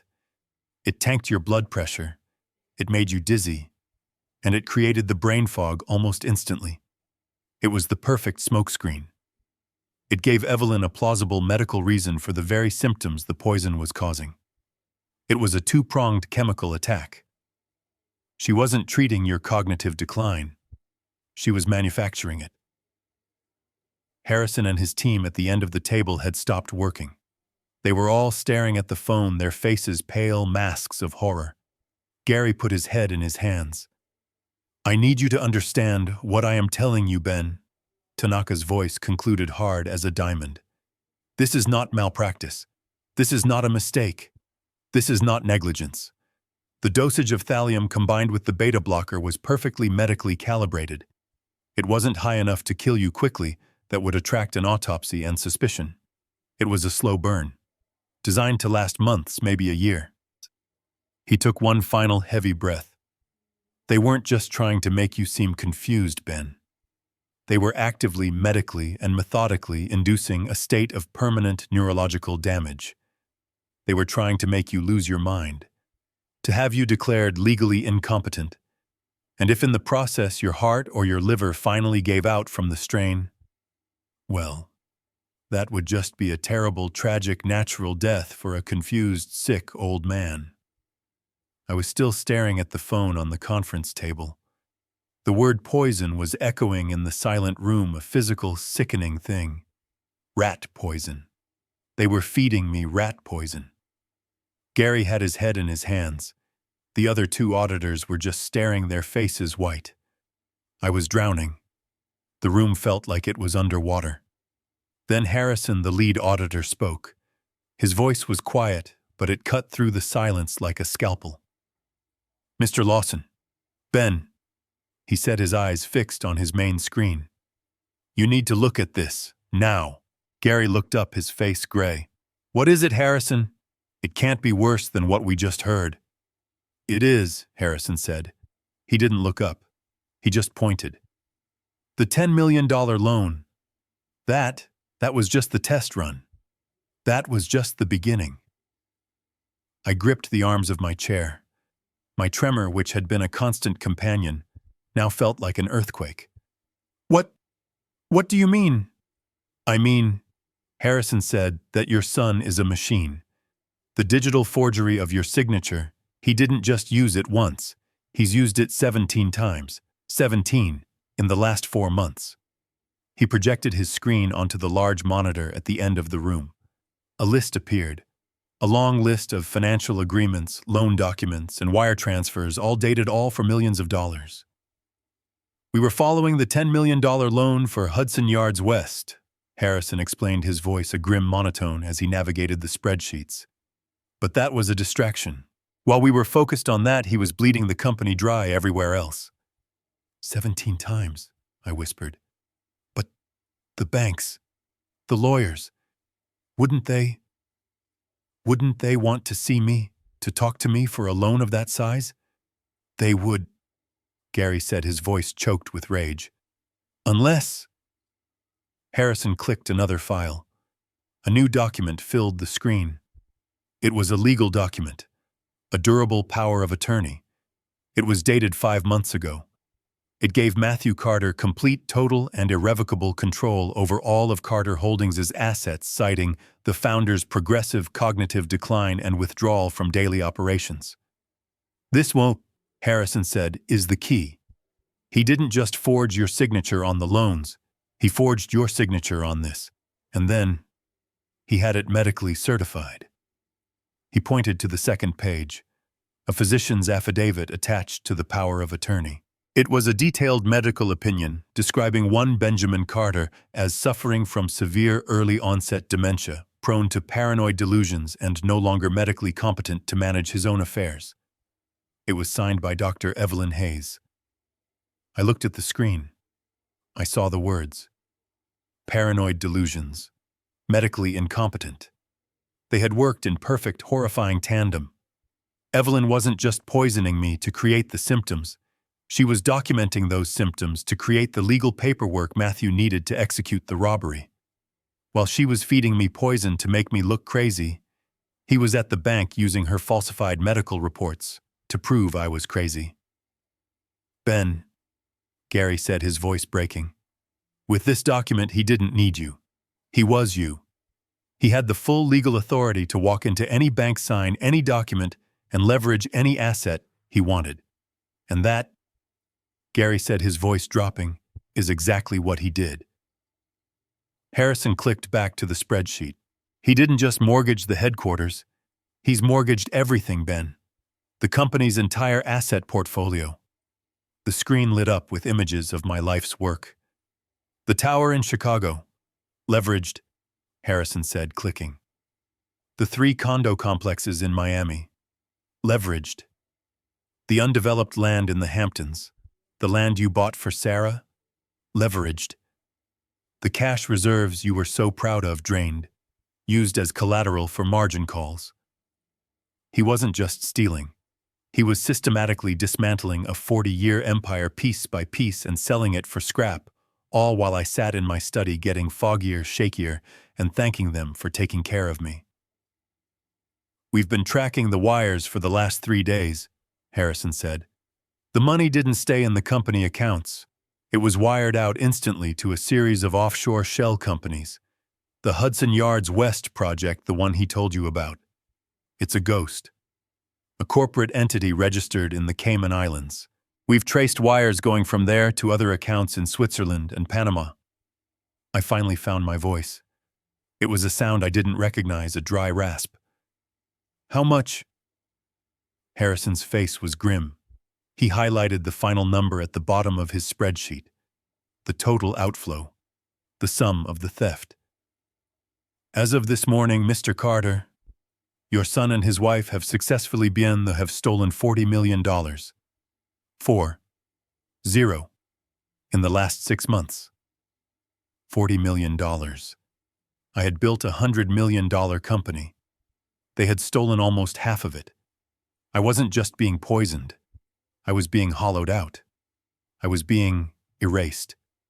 And they had left me with the debt, the leveraged buildings, and a company that was now just a shell primed to collapse the second I died or was declared incompetent.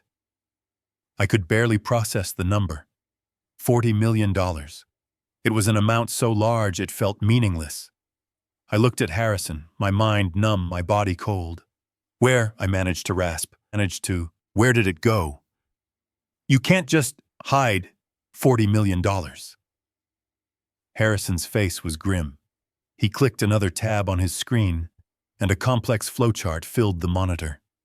It was a spiderweb of logos and arrows leading from the central Carter Holdings account to a dozen smaller anonymous boxes. Oh, he's not hiding it, Mr. Carter. He's washing it. And he is moving it with terrifying speed. These are the wire transfers. He pointed to the largest arrow originating from the forged $10 million loan. This, he said, is the Hudson Yards West Project, LLC. The project Matthew told me about, I whispered. The one I was excited about. The project doesn't exist, sir, Harrison said flatly. It's a ghost, a shell corporation registered in the Cayman Islands.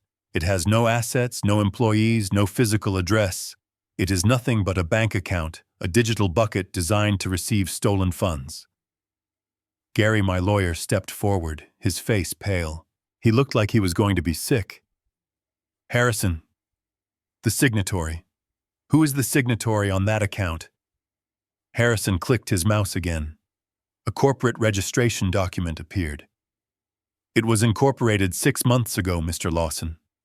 The sole registered agent and beneficiary. He paused as if to let the weight of it land. Is one Dr. Evelyn Hayes. My breath caught in my throat. Hayes, not Carter. Her maiden name. The name she used before she married my son, before she entered my home, before she started her campaign to systematically destroy me. And from there, Harrison continued, his voice a relentless monotone, the money is immediately wired out again. Switzerland, Panama, the Cook Islands. It's a classic sophisticated money laundering operation.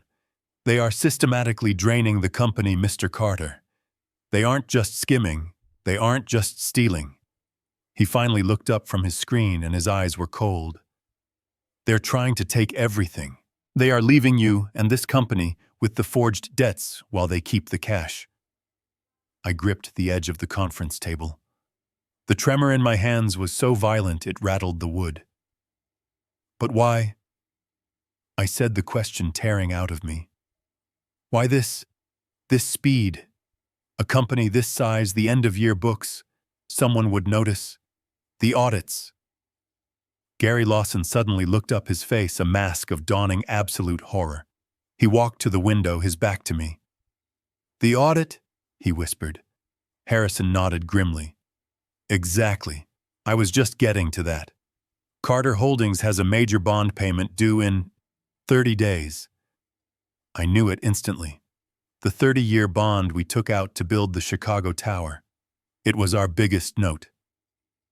When that payment is processed, Harrison continued, the trustees will initiate the standard annual audit.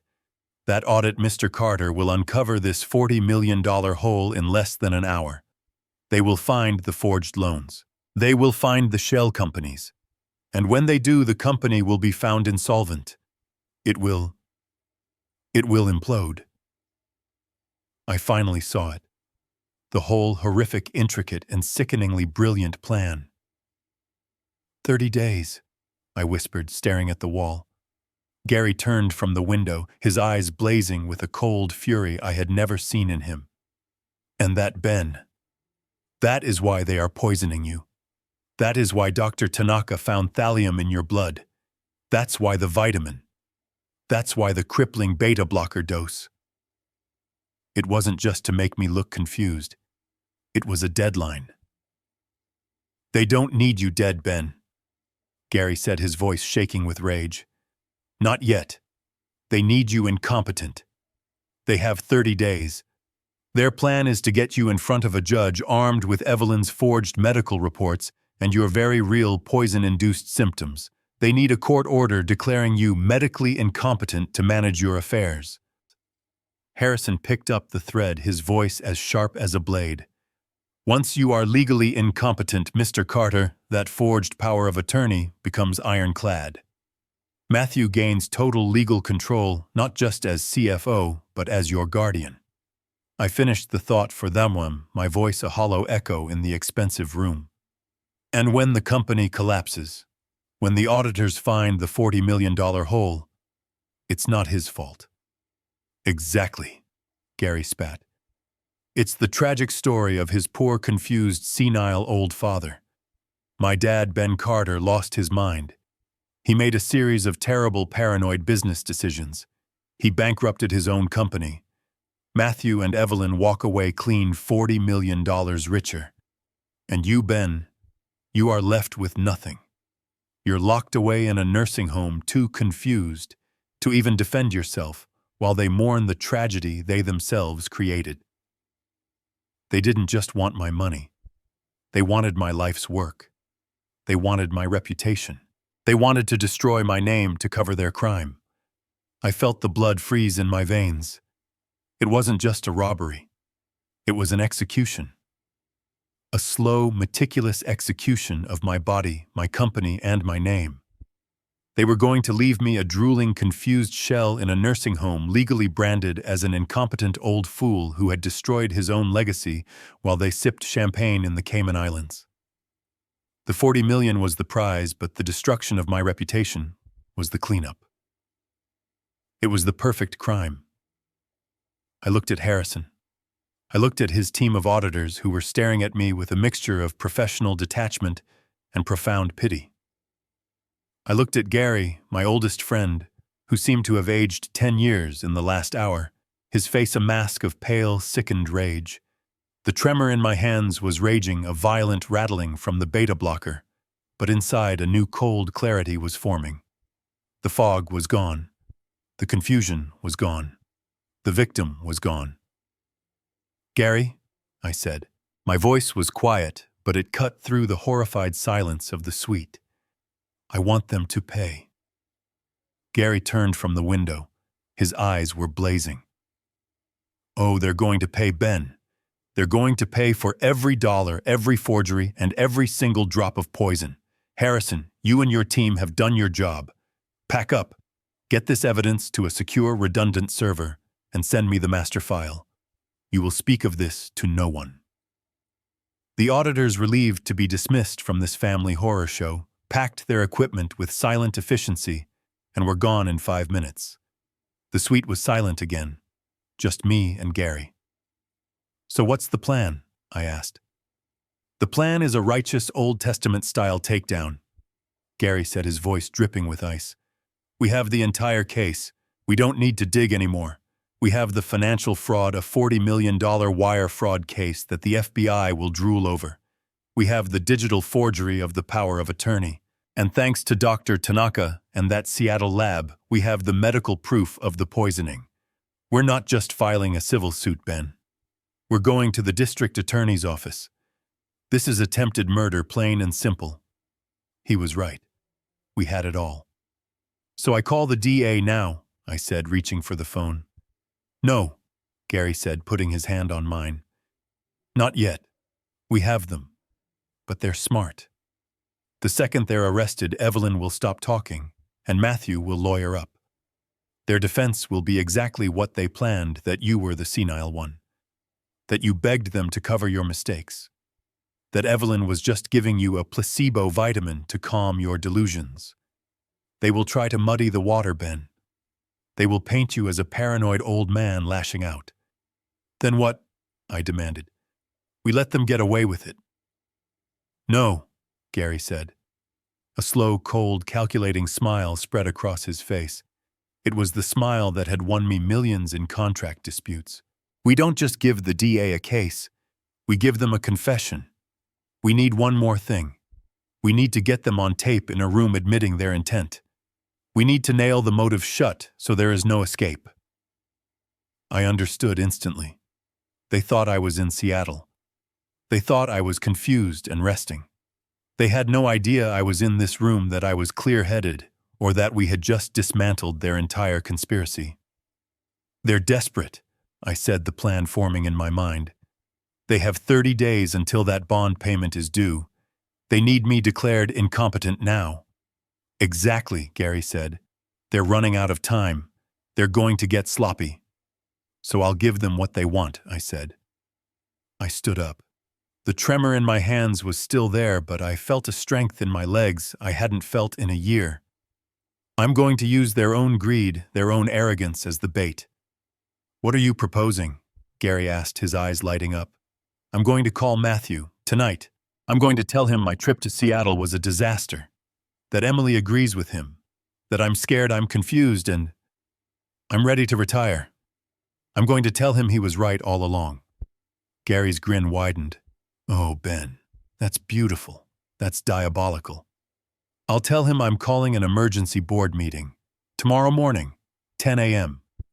I'll tell him the purpose of the meeting is to officially announce my retirement and to name him my successor. Full control, CEO. Effective immediately." "They'll be walking into a coronation," Gary whispered, savoring it. "And," I added, "I'll tell him to bring Evelyn, as my personal physician. I'll need her there, to attest to my declining health, to assure the board that this decision is medically necessary. We'll get them both in that room. They'll be so high on their victory, so eager to finally push the confused old man off the throne, they won't be able to stop themselves from talking. And when they do, you," I said, pointing at Gary, "will make sure the DA and a team of detectives are waiting in the conference room next door. You'll have Dr. Tanaka on standby. And we will have Harrison's entire audit, the toxicology report, and the video of Evelyn poisoning my coffee queued up on the main screen. I walked to the window and looked out at my city. They thought I was pudding in their hands. They were about to find out I was concrete. Gary, make the calls. Set it up. Tomorrow morning, my son is expecting to get a company. Instead, he's going to get a life sentence. I sat at the head of the boardroom table in my chair for the first time in what felt like a lifetime. The room was tense. The other board members, old friends, men I had built this city with, looked confused. They had been summoned to an emergency meeting for my health announcement. Gary Lawson sat to my right, his face a granite mask. At the far end, Matthew and Evelyn sat together. They looked victorious. They looked confident. Matthew had a folder in front of him, no doubt containing his speech, accepting his new role as CEO. Evelyn sat beside him, the picture of the supportive wife, her face arranged in an expression of solemn, loving concern for me. They thought this was their coronation. They had no idea it was their execution. I let my hands tremble on the table. I let my voice shake. I played the part they had written for me one last time. Thank you. I began, my voice weak. Thank you all for coming, as you all know. I paused, taking a shaky breath. My health has been, well, it's not good. I'm tired. I'm confused a lot of the time. I looked at my son. He nodded, his face the perfect mask of pained sympathy. Matthew, you've always said I should rest, that I should retire. Matthew leaned forward, his voice low and respectful for the benefit of the board. Dad, we just want what's best for you. You've earned your rest. I know, I said. I know you do. I paused, then looked up. I let my voice clear. I let it become the voice that had chaired these meetings for 40 years. Cold, clear, and absolute. But the funny thing is, Matthew, maybe my mind is a little clearer than you think. The shift in the room was instant. Matthew's smile froze. Evelyn's hand, which was resting on his, tensed. Gary, I said, my voice now booming with authority. If you would. Gary stood. This meeting is to review an emergency forensic audit of Carter Holdings initiated by Mr. Carter 3 days ago. What? Matthew shot to his feet. This is an outrage. This wasn't the agenda, Dad. What is this? You're confused. Am I? I said. Sit down, Matthew. Gary pressed a button. The large screen at the end of the room flickered to life. It wasn't a retirement announcement. It was Harrison's spiderweb flowchart. Carter Holdings at the center with dozens of arrows pointing to offshore accounts. What in God's name is that? One of the board members, Howard gasped. That, Gary said, his voice like ice, is a detailed map of $40 million being systematically siphoned from this company's core assets. The screen changed. The digital forgery of the $10 million loan, the forged power of attorney, the wire transfers to the Cayman Islands. This is, Matthew was stammering, his face pale. This is a misunderstanding. It's a complex leveraging strategy. Dad, you're not well. You're paranoid. You're mixing things up. I can explain this. Oh, I'm sure you can, I said, cutting him off. You've been explaining things to me for months. You and Evelyn. I looked at my daughter-in-law, who had gone completely white. You've been so helpful, especially in making sure I was too confused to notice a $40 million misunderstanding. I nodded to Gary. And, I said to the room to ensure I stayed confused, my son had help. Gary hit the button. The screen changed again. The financial audit vanished. In its place, the silent, high-definition footage from the hidden camera in my kitchen. The room was dead silent. We all watched. We watched Evelyn in her immaculate white coat look left and right. We watched her reach behind the paprika. We watched her pull out the unlabeled amber bottle. Matthew made a sound, a small, strangled noise. We watched her crush the gray pill in my wife's marble mortar and pestle. We watched her dump the gray powder into my coffee mug. We watched her stir it methodically before the coffee brewed. "What? What is that?" Howard whispered, his voice trembling with horror. "Ben, what is that? That," I said, my voice shaking with a cold rage, "is my special vitamin. The one from Switzerland. The one that helps with my fog." Evelyn was staring at the screen, her mouth open, her face a mask of pure reptilian panic. "Dad, Matthew was imploding. That's not... That's taken out of context. It's just a supplement. A homeopathic remedy. She was just grinding it up to help you swallow it." "A homeopathic remedy?" I asked. "For what?" "Confusion. Tremors, liver failure." I looked at the conference room door right on cue. "Dr. Tanaka, if you would be so kind." The door opened. Dr. Kenji Tanaka walked in. He was not in his scrubs. He was in a dark, impeccable suit, and he was carrying a slim leather folder. He looked professional, clinical, and absolutely furious. "Matthew Carter, Evelyn Hayes?" he asked. They just stared at him, trapped, their faces ashen. "My name is Dr. Kenji Tanaka," he said, addressing the stunned board. "I was retained by Mr. Carter 3 weeks ago. We ran a full independent toxicology panel on his blood, his hair, and the vitamin he was being administered by Dr. Hayes." He opened the folder and placed a single sheet of paper on the projector. The screen changed. It was a lab report. "The pill was not a vitamin," Tanaka said, his voice ringing in the silent room. "It was thallium sulfate, rat poison." A board member gasped, his hand flying to his mouth. "The dosage," Tanaka continued, his voice cold and precise, "was perfectly calibrated over a 6-month period to mimic the symptoms of advanced geriatric decline. It is a neurotoxin that induces tremors, confusion, and memory loss." Her medical report, he nodded at a frozen Evelyn, which claimed Mr. Carter had atrial fibrillation and early-onset dementia, was a complete fabrication, a medical fiction designed to cover up the real diagnosis. He looked at them, his eyes filled with professional contempt. He wasn't sick. He wasn't losing his mind. He was being systematically, chronically, and medically poisoned. I was still staring at the phone on the conference table. The word poison was echoing in the silent room, a physical, sickening thing. Rat poison. They were feeding me rat poison. Gary had his head in his hands. The other 2 auditors were just staring, their faces white. I was drowning. The room felt like it was underwater. Then Harrison, the lead auditor, spoke. His voice was quiet, but it cut through the silence like a scalpel. "Mr. Lawson, Ben," he said, his eyes fixed on his main screen. "You need to look at this. Now." Gary looked up, his face gray. "What is it, Harrison?" "It can't be worse than what we just heard." "It is," Harrison said. He didn't look up, he just pointed.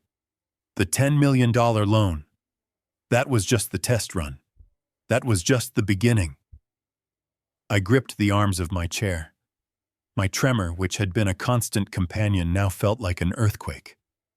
What do you mean?" "I mean," Harrison said, "that your son is a machine. The digital forgery of your signature. He didn't just use it once. He's used it 17 times. 17. In the last 4 months." He projected his screen onto the large monitor at the end of the room. A list appeared. A long list of financial agreements, loan documents, and wire transfers, all dated, all for millions of dollars. "We were following the $10 million loan for Hudson Yards West," Harrison explained, his voice a grim monotone as he navigated the spreadsheets. "But that was a distraction. While we were focused on that, he was bleeding the company dry everywhere else." 17 times, I whispered. "But the banks, the lawyers, wouldn't they want to see me to talk to me for a loan of that size? They would, Gary said, his voice choked with rage. Unless... Harrison clicked another file. A new document filled the screen. It was a legal document, a durable power of attorney. It was dated 5 months ago. It gave Matthew Carter complete total and irrevocable control over all of Carter Holdings' assets, citing the founder's progressive cognitive decline and withdrawal from daily operations. This, Harrison said, is the key. He didn't just forge your signature on the loans, he forged your signature on this, and then he had it medically certified. He pointed to the second page, a physician's affidavit attached to the power of attorney. It was a detailed medical opinion describing one Benjamin Carter as suffering from severe early-onset dementia, prone to paranoid delusions, and no longer medically competent to manage his own affairs. It was signed by Dr. Evelyn Hayes. I looked at the screen. I saw the words, paranoid delusions, medically incompetent. They had worked in perfect, horrifying tandem. Evelyn wasn't just poisoning me to create the symptoms. She was documenting those symptoms to create the legal paperwork Matthew needed to execute the robbery. While she was feeding me poison to make me look crazy, he was at the bank using her falsified medical reports to prove I was crazy. Ben, Gary said, his voice breaking. With this document, he didn't need you. He was you. He had the full legal authority to walk into any bank, sign any document, and leverage any asset he wanted. And that, Gary said, his voice dropping, is exactly what he did. Harrison clicked back to the spreadsheet. He didn't just mortgage the headquarters. He's mortgaged everything, Ben. The company's entire asset portfolio. The screen lit up with images of my life's work. The tower in Chicago, leveraged, Harrison said, clicking. The 3 condo complexes in Miami, leveraged. The undeveloped land in the Hamptons, the land you bought for Sarah, leveraged. The cash reserves you were so proud of drained, used as collateral for margin calls. He wasn't just stealing. He was systematically dismantling a 40-year empire piece by piece and selling it for scrap, all while I sat in my study getting foggier, shakier, and thanking them for taking care of me. We've been tracking the wires for the last 3 days, Harrison said. The money didn't stay in the company accounts. It was wired out instantly to a series of offshore shell companies. The Hudson Yards West project, the one he told you about. It's a ghost. A corporate entity registered in the Cayman Islands. We've traced wires going from there to other accounts in Switzerland and Panama. I finally found my voice. It was a sound I didn't recognize, a dry rasp.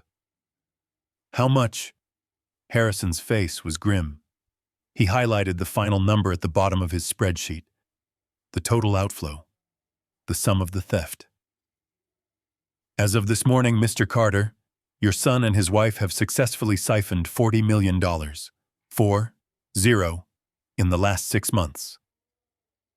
$40 million. I had built a $100 million company. They had stolen almost half of it. I wasn't just being poisoned. I was being hollowed out. I was being erased. And they had left me with the debt, the leveraged buildings, and a company that was now just a shell primed to collapse the second I died or was declared incompetent. This story is a painful lesson that betrayal often hides behind a mask of care. It teaches us to always trust our instincts. When something feels fundamentally wrong, even if the world or your own family tells you that you're confused or mistaken, seek objective outside proof. True strength isn't just in building an empire. It's having the courage to fight for your truth, your health, and your legacy when those you trust most are the ones trying to tear it all down. Never let anyone convince you to doubt your own mind, especially when they are the ones providing the fog. Do you believe in trusting your gut instinct?